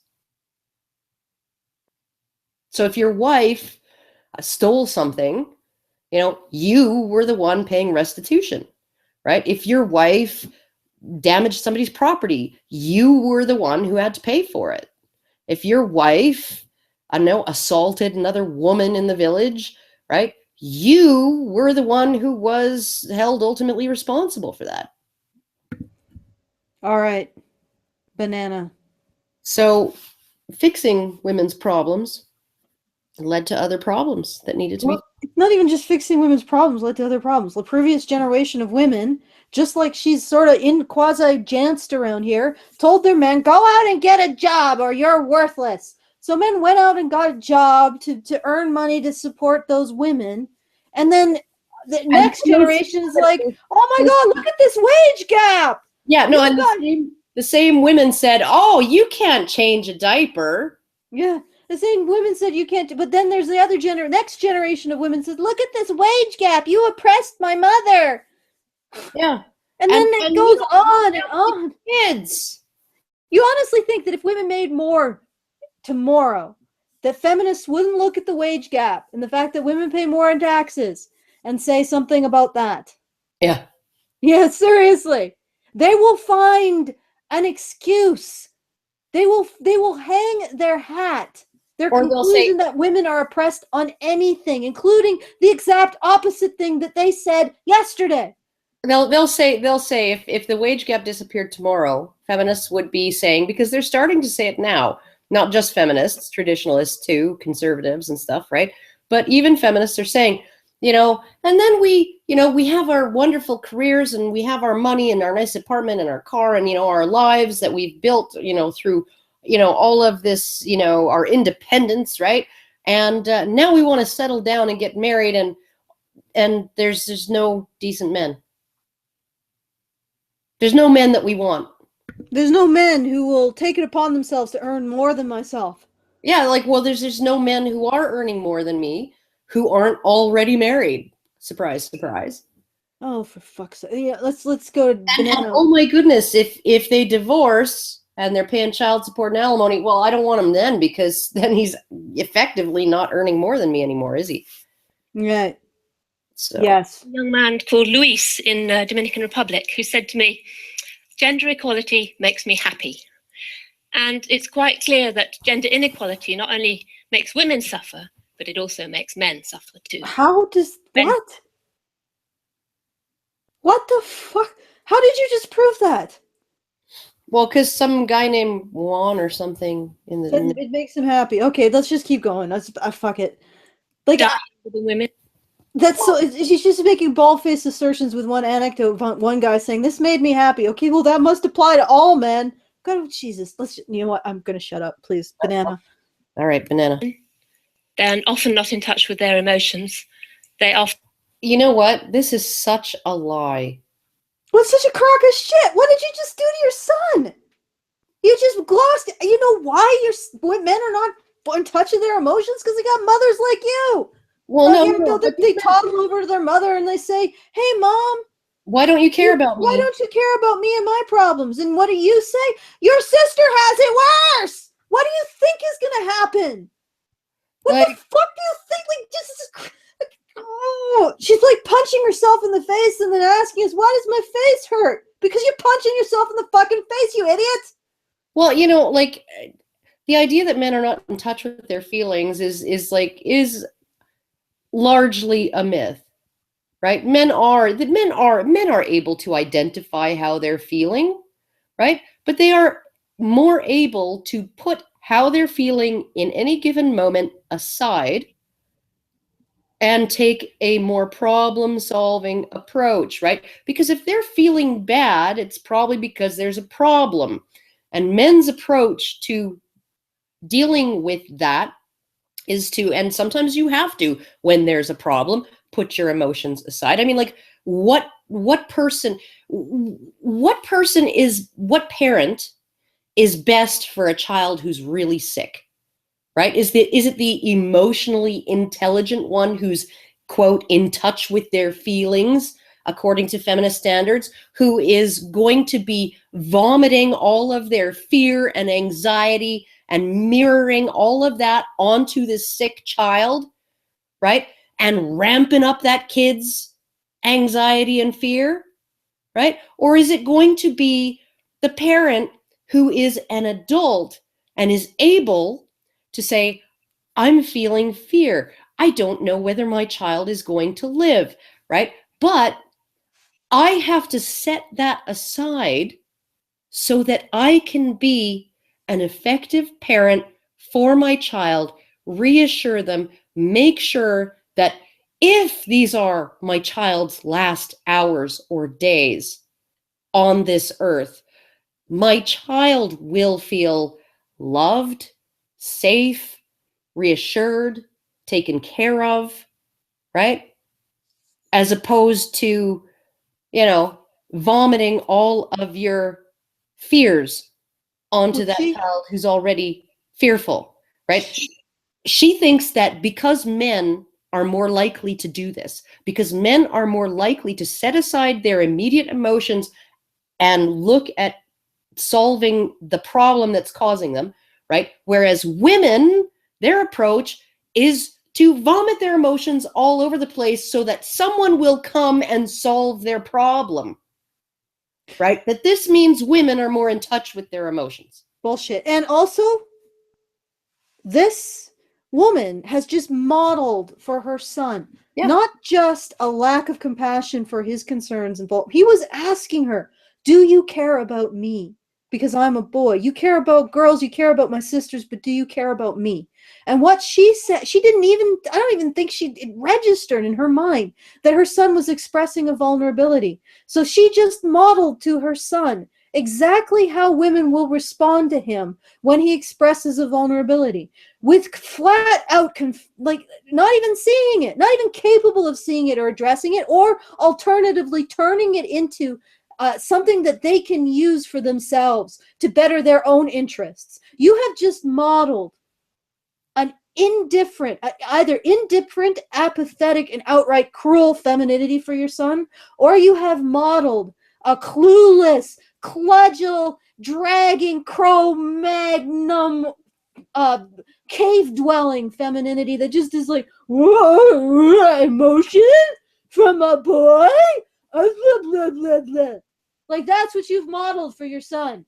And what do you think he's going to do in response to that? He's going to take it to heart. And he's going to know that there's no point.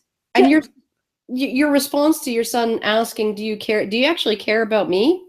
Is to say, sure, you can be useful to girls.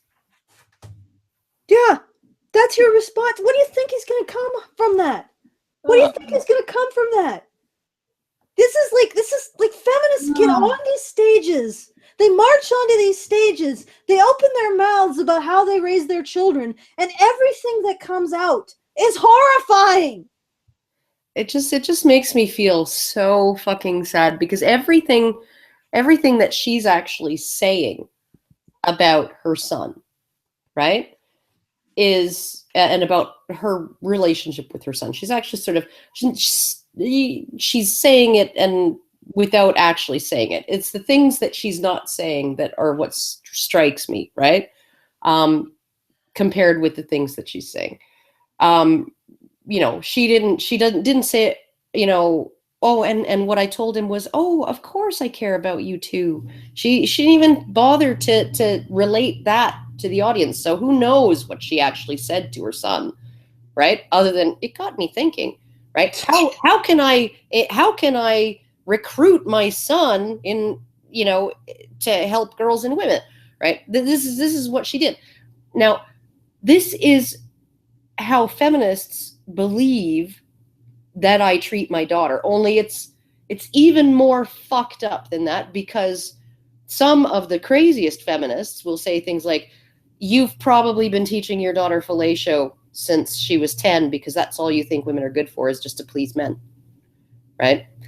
That's what that's what this lunatic feminist thinks my relationship with my daughter is like, because I'm focused largely, not entirely, on the burdens and restrictions and difficulties of the gender role for men. Yeah, it's projection, because this is how they would treat their sons. And this is how they would see their sons. First of all, they assume that a man's only needs are sexual, and they're assuming that you're teaching your daughter to revolve her life around a man's needs. Yeah.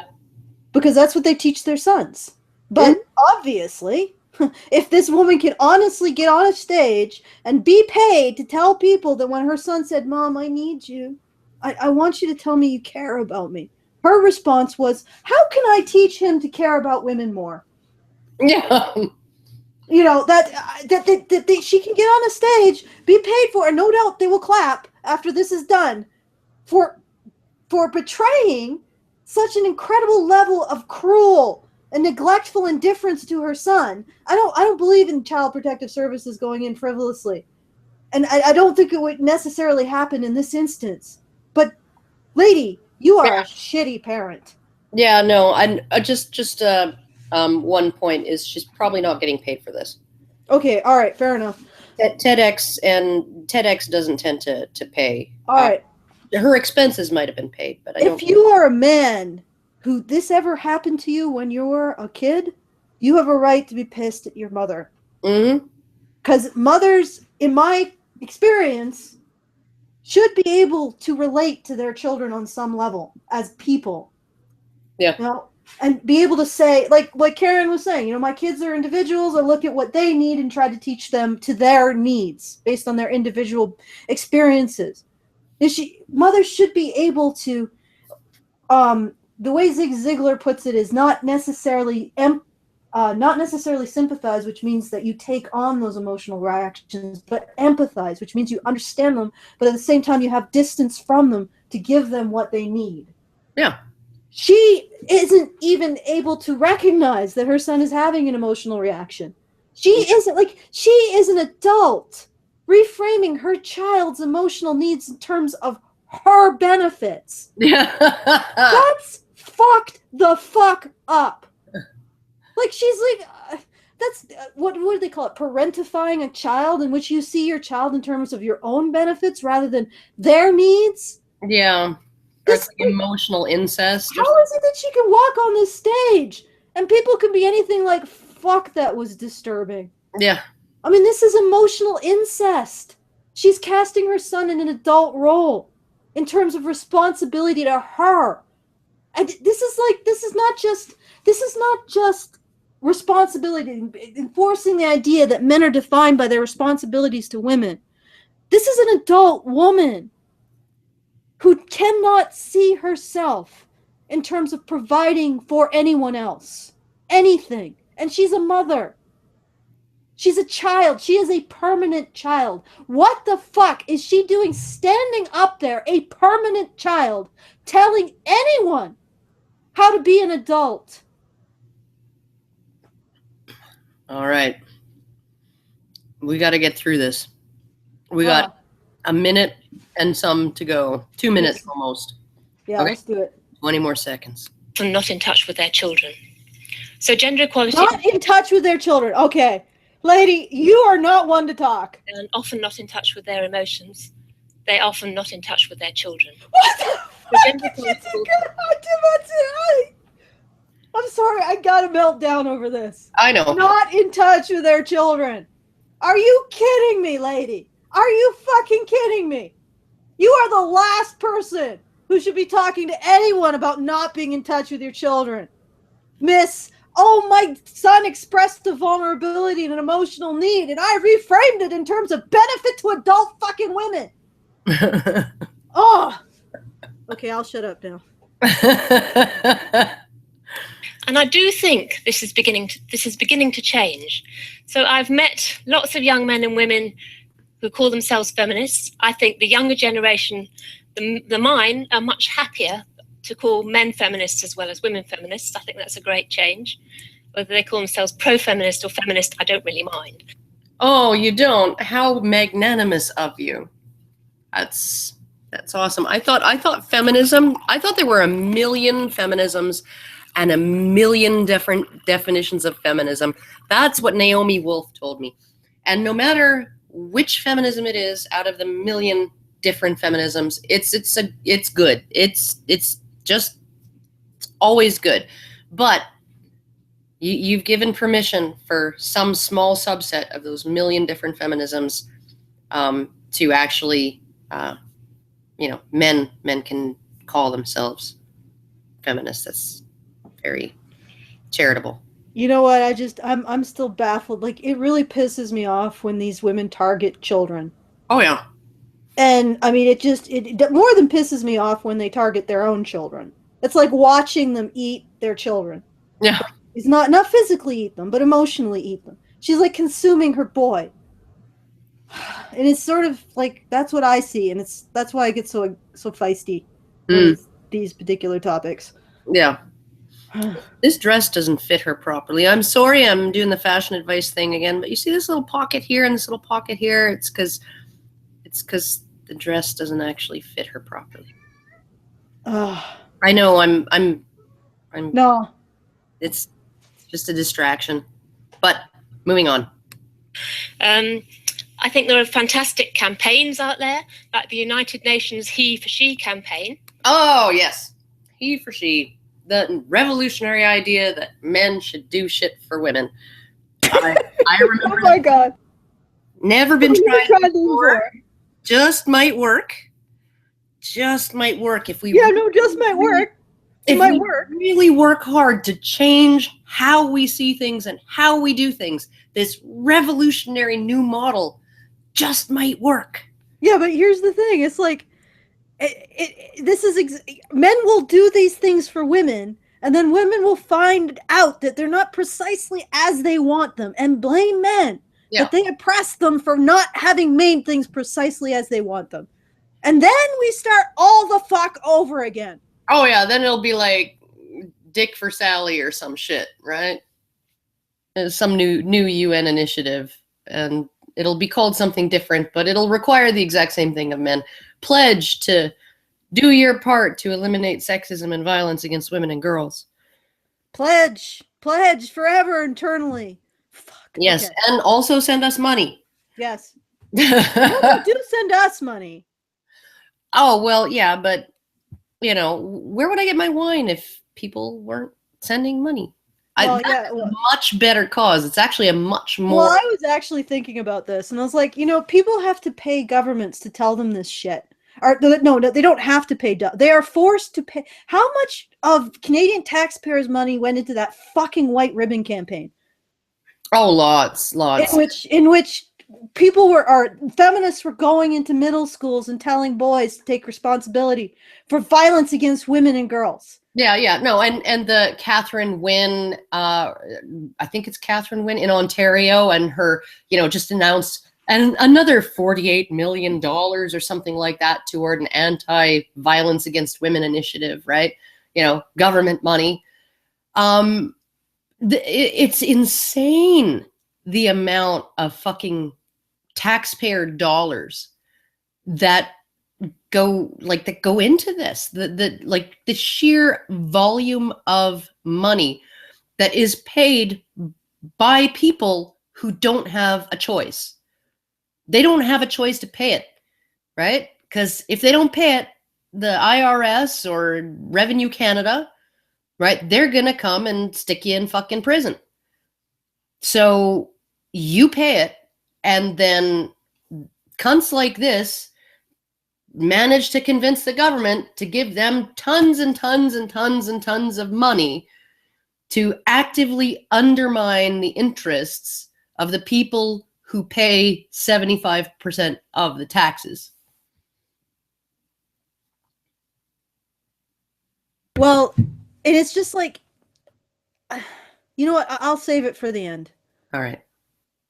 Which gets men to sign up in support of women's rights, and over 500,000 men around the world have already signed up. 500,000 cucks. I was in Delhi last November with 1,200 people from 700 organizations in 92 countries. And what were they talking about? They were talking about men and gender equality. They were talking about how to build a better society by involving men. By putting men to work. Yeah, that's never been tried before. I know. Who the fuck do you think built the infrastructure in which you're fucking standing? I'm pretty sure that the E and the D and the X and the L and the S, they were all designed by, a man, and they were, made in factories. The materials that went into them were produced by men. And the stage you're standing on, the building you're in, constructed by men, probably the engineers and the architects that did it were men. Men do nothing but work to build society. Without men, and I have said this before, and I will say it again, I think Camille Paglia was wrong. Camille Paglia was absolutely 100% wrong, because she said if civilization had been left to women, we would all be still living in grass huts. I think she's wrong. If civilization had been left to women, we would be sitting in the fucking trees wondering whether we should dig grubs or masturbate with that bent stick we managed to find. That's where we would be. Without men, without the investment of men, without the capacity to solve problems of men, to cut back the wilderness, to build things, aqueducts, like freaking to decide, instead of just like dropping our freaking shit wherever, let's put it in a midden heap. All of these innovations, man. Hell, it was probably a man who drove her to this. Probably a man who's silently, like her partner's probably a man, if it's a man, and if it's the same guy who fathered her children, probably suffers in silence because she has absolutely no fucking clue that he has an emotion, much less listens to them. Yeah. Or gives a shit. Oh, you know what was hilarious? Because when I was at the NOW conference in 2012, right?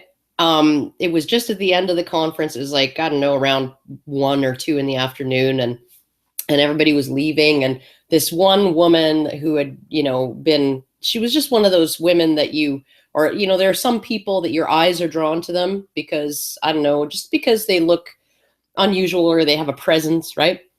Anyhow, I'd noticed her a whole bunch of times throughout the couple of days of the conference, and she was waiting outside while I was having a smoke and, about to walk back to my hotel.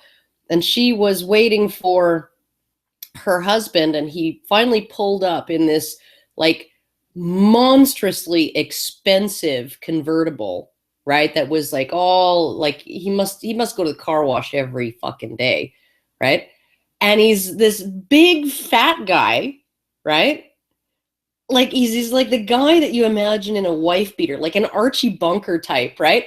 And he's got this massive fat cigar in his mouth, and he's got the seat, way back, and he's just kind of half laying down as he's driving with his hairy knuckles on the steering wheel, right? I mean, like he was really literally like he was like one of freaking Tony Soprano's freaking henchmen, right?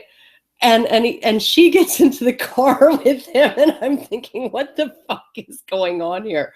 She's like a radical feminist, and he's like the quintessential knuckle dragger, it was just the most bizarre thing. And he probably just like, she's at one of her things again.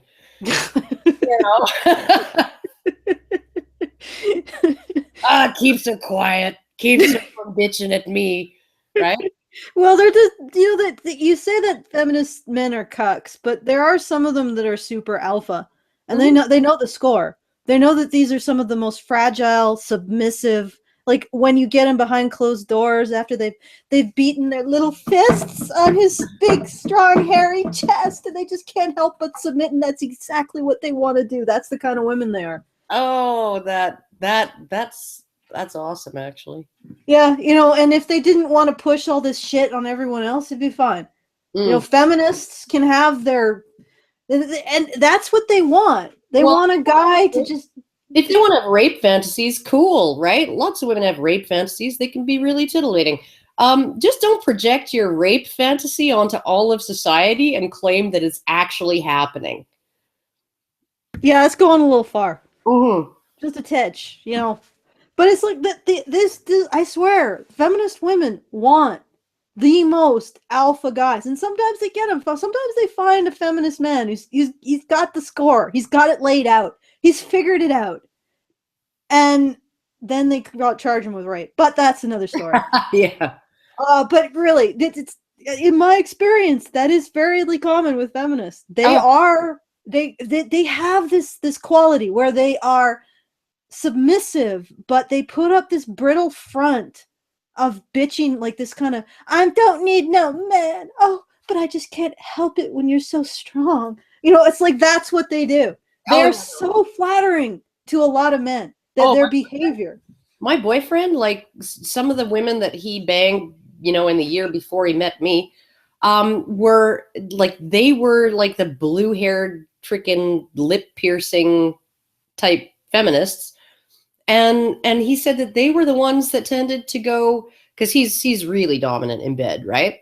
And they were the ones who responded to it the most ecstatically. It was just like they were literally, it was just like all he had to do is just be himself and take what he wanted.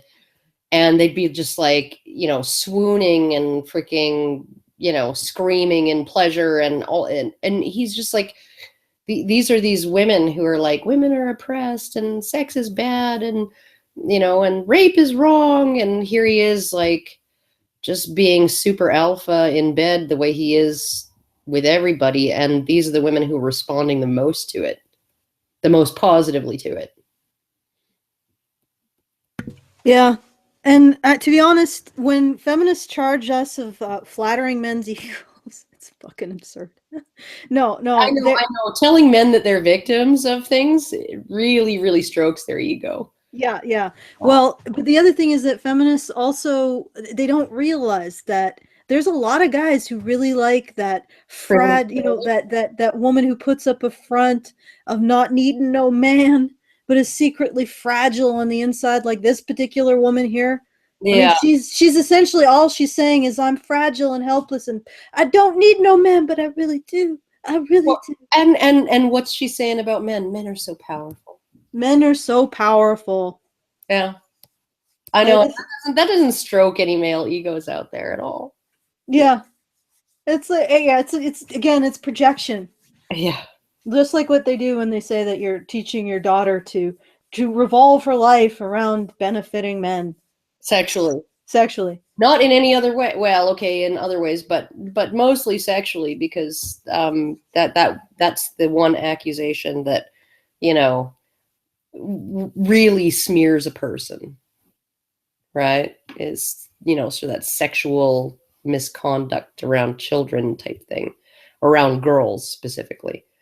Yeah, I mean, she hasn't, like, they don't ever worry, they don't ever seem to be worried that, you know, I'm convincing my sons that they're victims or something, which I don't think either of my sons would actually, like, they'd just be like, what? No. Yeah, just a guy. Like, it's not like I'm indoctrinating my children. It's, God. But you don't need to, because all you need to do is teach a kid how to think. Yeah. And they can come to their own conclusions. Yeah, well, like my daughter, when she took it on herself to do that project, she got like fucking, she got, I think, 100% on that. It was an oral presentation. She didn't even have any PowerPoint or anything like that to go with it. She just stood up in front of the class and talked for 20 minutes. And she got 100% on it because it was a class on critical thinking. And so essentially, she was the only one in the entire class that approached a topic from a new angle. Everybody else, you know, was just sort of, they'd talk about, I don't know, if they were talking about violence, they'd talk about violence against women, or if they were talking about capitalism, they would talk about the harms of capitalism and how it, you know, shortchanges some of the people who are underprivileged and stuff like that, right? How it leaves people behind sometimes. And so they were all taking these sort of approaches that have already been taken before by millions of other people. And she took an issue, which was interpersonal, intimate partner violence, and she looked at it from a new angle and presented completely new ideas about it that nobody in the class had ever really thought about yet.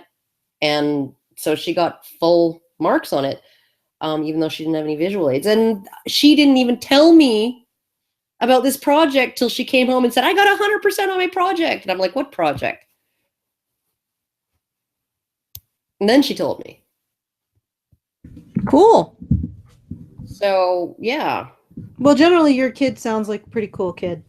Yeah, no, she's a pain in the ass too, but, you know, all kids are. Yeah, I've noticed that. So are cats and dogs. Exactly. So all of these creatures that sort of latch onto our parental instincts. There you go. All right, moving on. And boys. It was a fantastic conference. Ted. Well, that's nice. It was a fantastic conference. No details, just yeah. Yeah. Okay. Feels or reels, huh? Yeah, no, but they were talking about men and boys, and it was fantastic. Okay, whatever. And I'm clear about one thing. We women have changed the world beyond our grandmother's wildest dreams. But there's such a long way to go still. And I don't want my... There's always so much more work to be done. Yeah, always so much more work to be done. But how is it that women can change the world beyond a grandmother's wildest dreams and yet never have any power? Well, because, And you realize what your grandma wanted was a goddamn washing machine, because that washing clothes is labor. In a big pot, washing diapers in a pot on the stove, and then wringing them out with a laundry mangle, and then hanging them in 30 below weather, and then bringing them inside when they're frozen solid. That kind of sucks. Yeah, it kind of sucks. It's a lot of labor. And what's interesting is that men will go and they'll create a washing machine so that women don't have to engage in that laborious task and have more time on their hands for leisure activities. That's what men will do. And then another generation, women will get used to the washing machine and they'll say, "Oh, look at that. Look at that. A woman," and my grandmother wanted a washing machine. Can you believe how oppressed her men made her? Yeah. Can you believe that? That they would think that a washing machine was a reasonable gift? I mean, look at they just wanted her to stay at home. Look at that washing machine they gave her. Oh, that's unbelievable. I can't believe it. Look at the Agons. Oh my God, there's so much oppressions. Yeah. It's like this was something that liberated her grandmother, and she looks at that because she's so used to the liberation now. Yeah. That she looks at what liberated her grandmother. What her grandfather probably put on like a couple extra hours a week of work at least just for that. To buy it for a year. Just to buy it for his wife. So his wife, maybe she was getting arthritic, or maybe she had problems with her hands. He put in that extra work to buy that for his wife so she could spend some time for herself instead of laboriously beating clothes on a rock and wringing them out. That's what he did.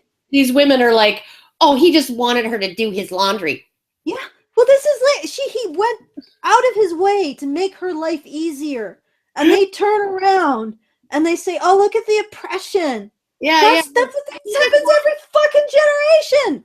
Every single one. It's hilarious, actually. Like the women who looked at me sideways when I asked my ex, when we were first together, I asked him for a vacuum cleaner for Christmas, and he got me one. Got me an awesome vacuum cleaner, right? And I'm not the kind of person that, I don't do the knickknacks, and I don't do collectibles, and I don't do jewelry, and I don't do give me something that I can use, right? The pigs went out of control. I also collect pigs, but when friends and stuff found out that I collected specific types of pigs, I have a few, right? They started getting me like any type of pig they could find, no matter how stupid it looked. But, and no matter whether I would be embarrassed to put it on display in my home or not. But we essentially had this situation where I asked for something. He got it for me, right? Because he knew the kind of person I am. And he knew that I would be thrilled to get that for Christmas, especially since we were like fucking dirt poor, right? And I had friends who looked at him sideways. They gave him the stink eye. "You got your wife a vacuum cleaner for Christmas? What kind of monster are you?" Even though it was what I asked for, it was what I wanted, and I was super happy with it, right? And he finally told me, he said, "Don't ever ask me for anything like that again for Christmas or your birthday, because, I just don't want to deal with the fucking blowback from your friends."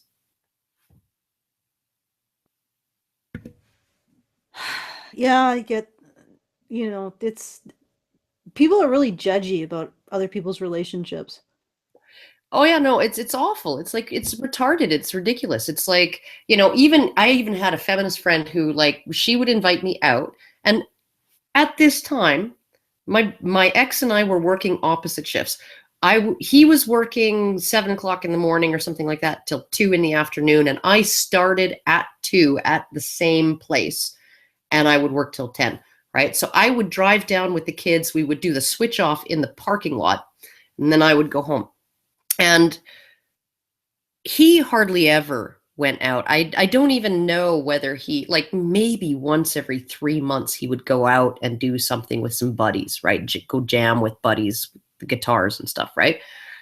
And so I would be invited to some kind of, I don't know, fucking sex toy party or lingerie party or whatever it is, whatever kind of fucked up weird party that my feminist friends were putting on, my feminist leaning friends. Oh, we gotta do a sex toy party, right?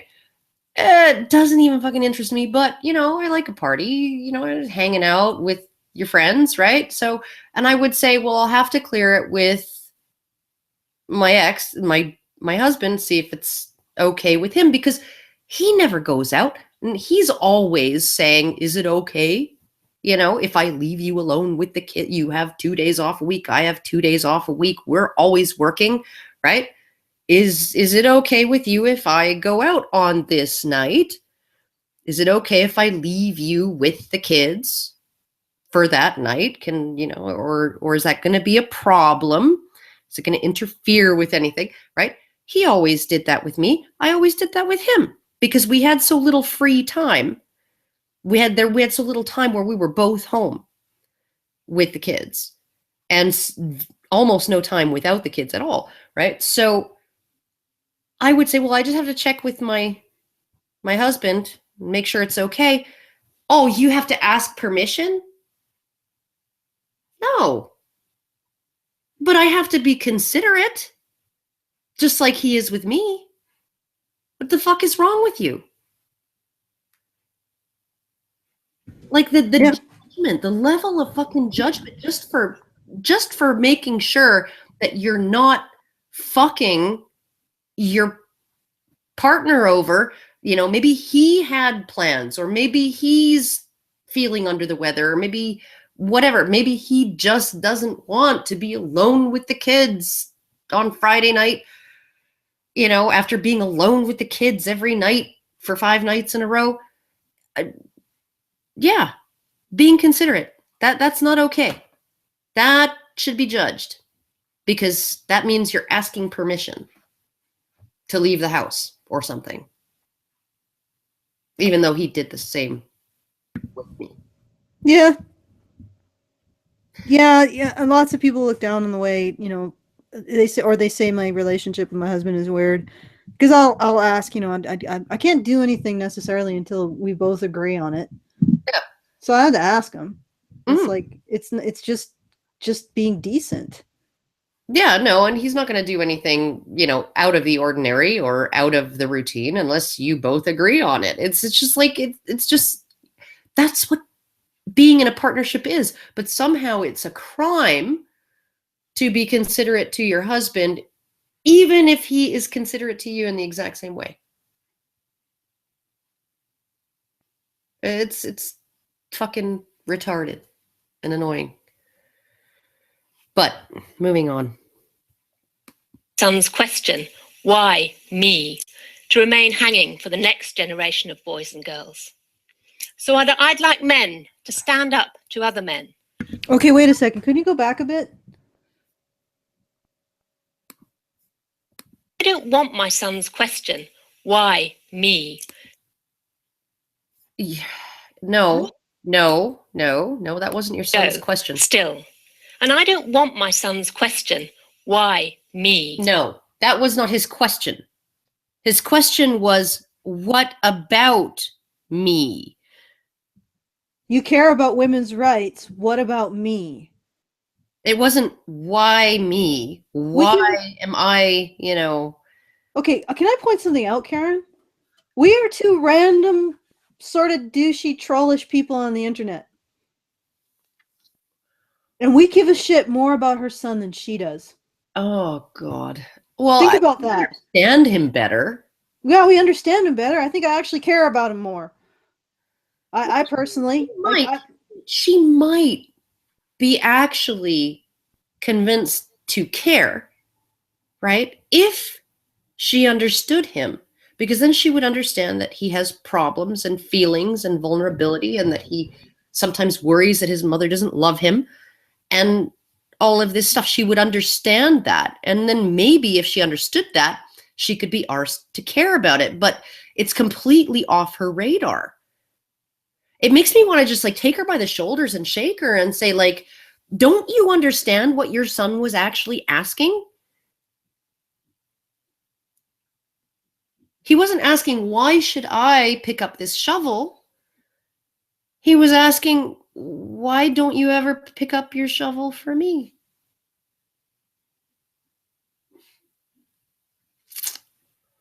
All right, moving on. To remain hanging for the next generation of boys and girls. So I'd like men to stand up to other men. I'd like them to say, enough. Okay, so you'd like men to treat other men as the enemy? Yeah, of course. Absolutely. That's what all of this is about. It's about putting men to work in the service of women against other men, against the patriarchy, right? And then once these men defeat the patriarchy, they will then become the patriarchy.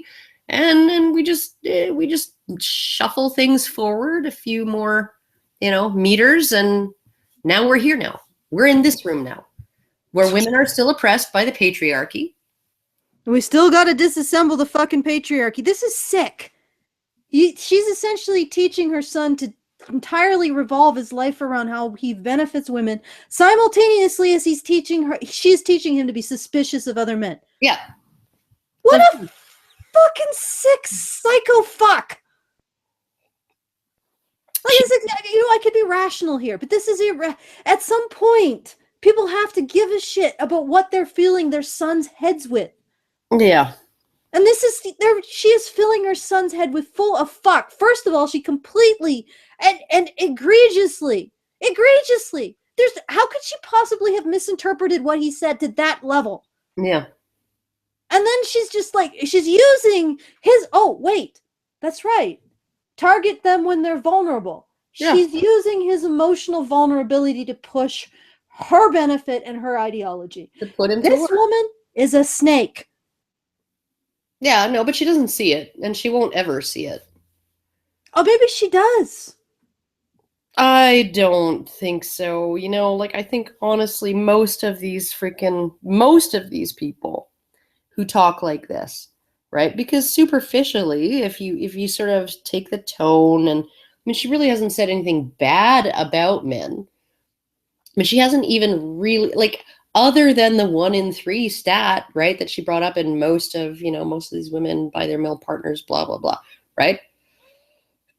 But that's the only really nasty, hateful thing she said about men, right? Because men are part of the problem. Of course they are. So are women. We're all part of the problem, right? No, I think that she was saying that she conceived of men as being more than just the problem, not just part of the problem, but more than just the problem. Yeah, but she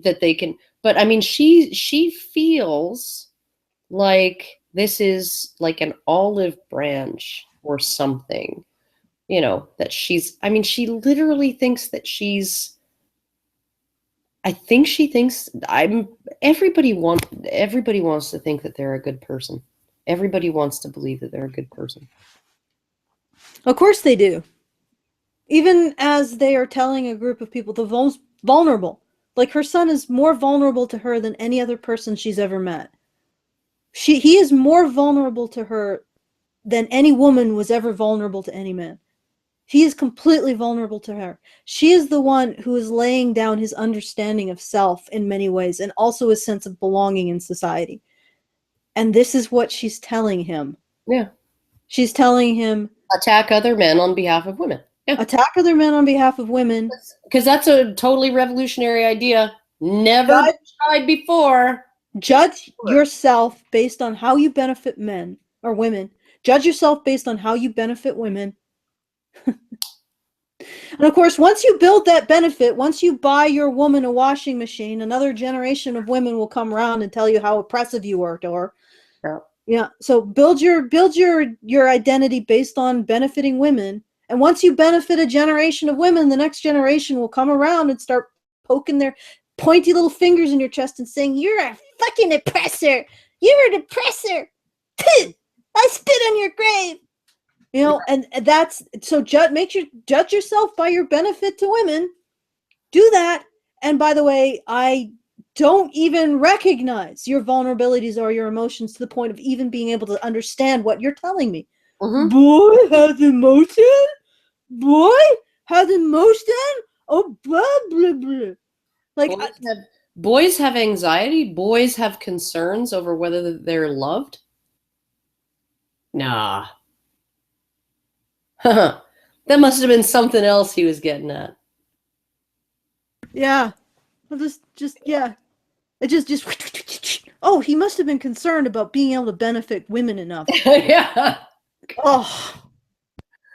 Oh, okay, moving on. Enough violence against women, enough sexism, enough discrimination, enough of men holding all the power. Oh, men do not hold all the power, you stupid cunt! Oh, man. Men have never held all of the power. Men have never held all of the power. For your first assignment, ma'am, I suggest you go and read the Greek play Lysistrata. Okay? And then go and watch, what's his name? I forget what his name. He's a historian on YouTube. Fuck. He had a few videos on historic women's power through history. Bailey, Haley, Paisley, I don't fucking.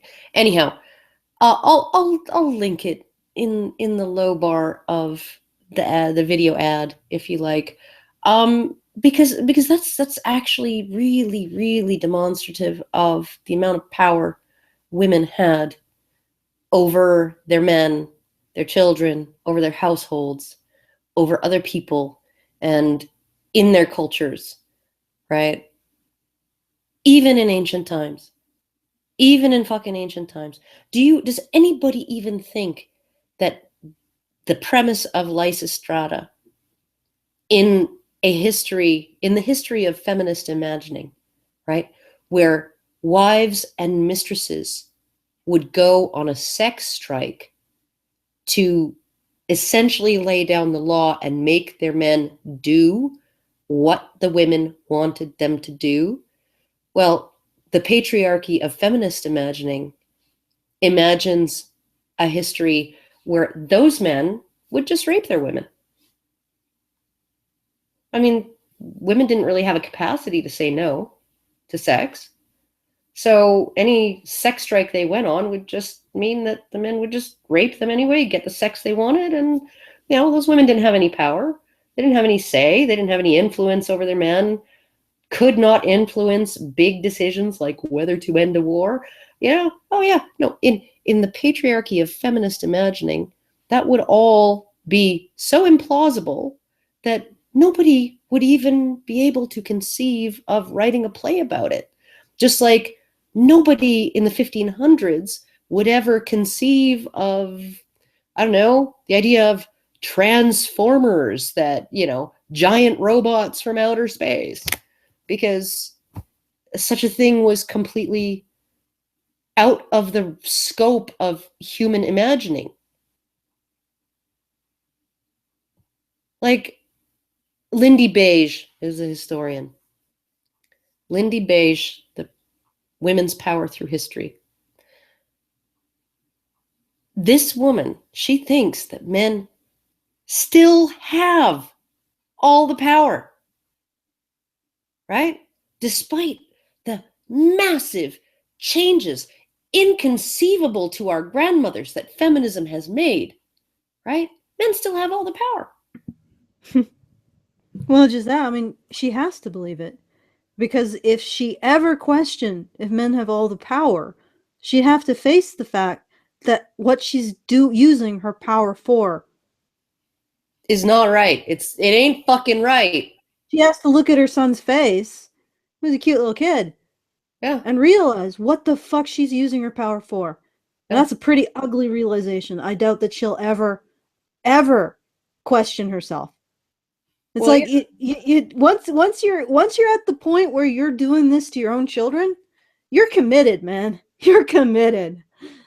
Well, and admitting that you've harmed your children is a really difficult thing. It's like I've often used the example of doctors who have performed lots of circumcisions tend to be the ones that flat out support it and say that it's helpful, it has medical benefits, and there are no significant harms. And that's because if they even considered the possibility that there were no medical benefits and it did cause a significant harm, they would have to admit that they have spent their careers harming thousands of helpless babies. And that is not something that people want to think about when they're looking in the mirror.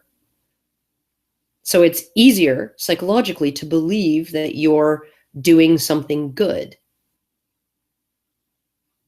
than to admit that you have done horrible things that resulted in horrible harms, right? So this woman's not going to admit that she's wrong, or that she could be mistaken, or that she maybe has never looked at the entire picture. She's not going to ever be open to that because of what it would force her to take responsibility for. My son implored me to care about him, and I just handed him a shovel and told him to get to work on behalf of others. All right, moving on. Enough of women and girls as second-class citizens. Oh, fuck you, bitch. Oh my fucking God. You had to end on that. You know what? Because she's so precious. She's so precious. When everybody's effort is being spent on the benefit of women and girls, they're the second-class citizens. What a fucking whore. Oh my God. Yes, really. And I love how she ends it with that typical submissive, modest head. Yeah. Yeah. Your chin down and. Yeah, I can only do that shit when I'm like, I think the only time is one of the few times I've ever been able to do that kind of thing is when the Calgary Expo thing happened. Yeah. I actually have never watched that video of myself because I would find it humiliating. Oh, it's not pretty. No, that's the only time in my life I've ever been that. And they just pour that shit out. It's like they have a dispenser somewhere in their bodies. Yeah, yeah. Then they just have you just dispense a cup of estrogen whenever they need to. Oh dear. And then it's just like, yeah, I'm going to do the whole modest shuffling of my feet and my head down. I'm like, fuck, how do you do that? I don't fucking know. I had to be slammed from all sides before I got into that state. Well, no, and honestly, it is humiliating to take that sort of take on that role when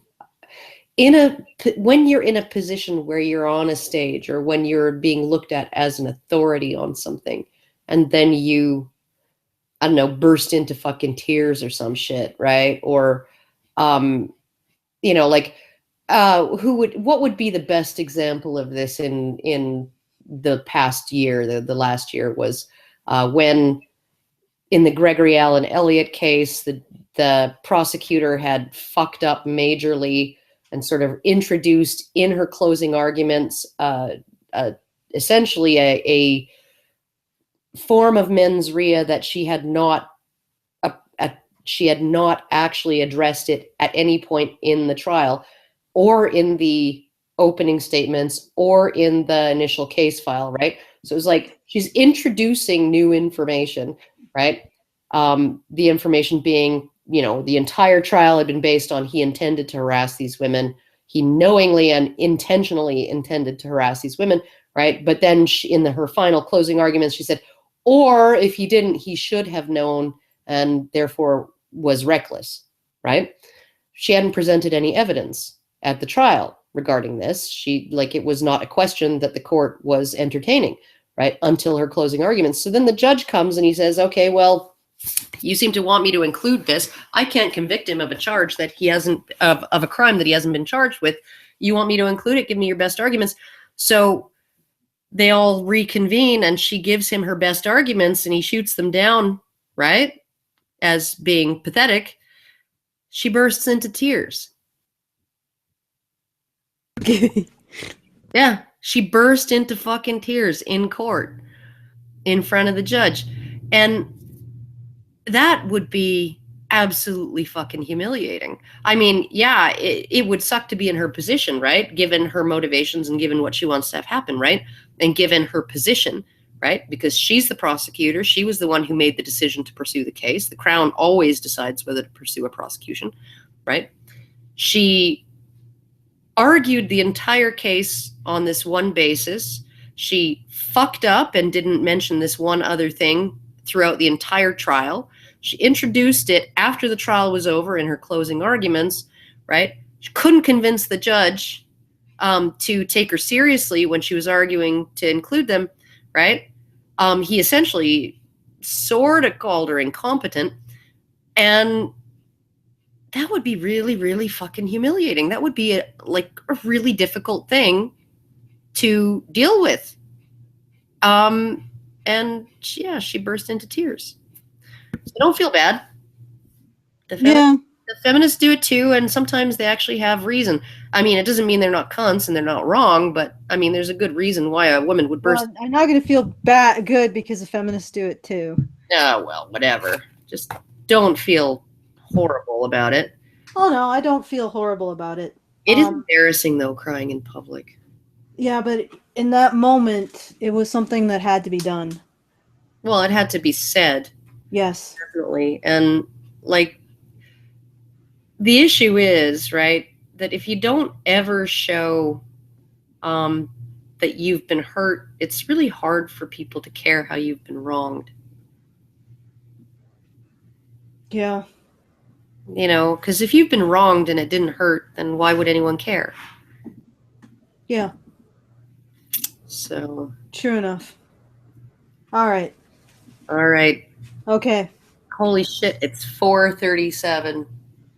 Yep, it is. So let's finish this off. All right. The final stretch. All right, are you listening to here now? You probably heard us allude to this. I mean, you're basically forced to support this narrative or stuff like this. For example, the White Ribbon Campaign. We're forced to support this through our taxes and your taxes. Now, just spend a moment to think about how much you're forced to give each month for the privilege of being told you're the problem if you're a man. Think about that. I mean, you're being forced to pay to be told that you're the problem. Yeah. And if you're a woman, how much you are forced to pay to be told that you have so many problems that all you can do is simp till someone helps you with them. Or, well, actually, the government helps you with them. Well, and can you imagine how much more money, I mean, maybe it's not a ton more, but you might have a couple $100 extra a year, maybe $300 extra a year to spend on shit that you want if you and your male partner weren't being forced to pay for this bullshit. Yeah. Well, think about how much that is in a year. Thank you, Karen. How much each month? Like $300 a year, say $220, $30 a month. That's $1 a day, each day. How much you're forced to... Basic fucking internet. Yeah. How much you're forced to pay to maintain this false reality, which you're a man, you're the demon, and if you're a woman, you're basically just a damsel waiting for the government teat. Unfortunately, you're forced to pay that. And obviously, if you're listening to us, it's not a narrative you support. Now think how good it would feel if you spent even a fraction of that on ending that narrative.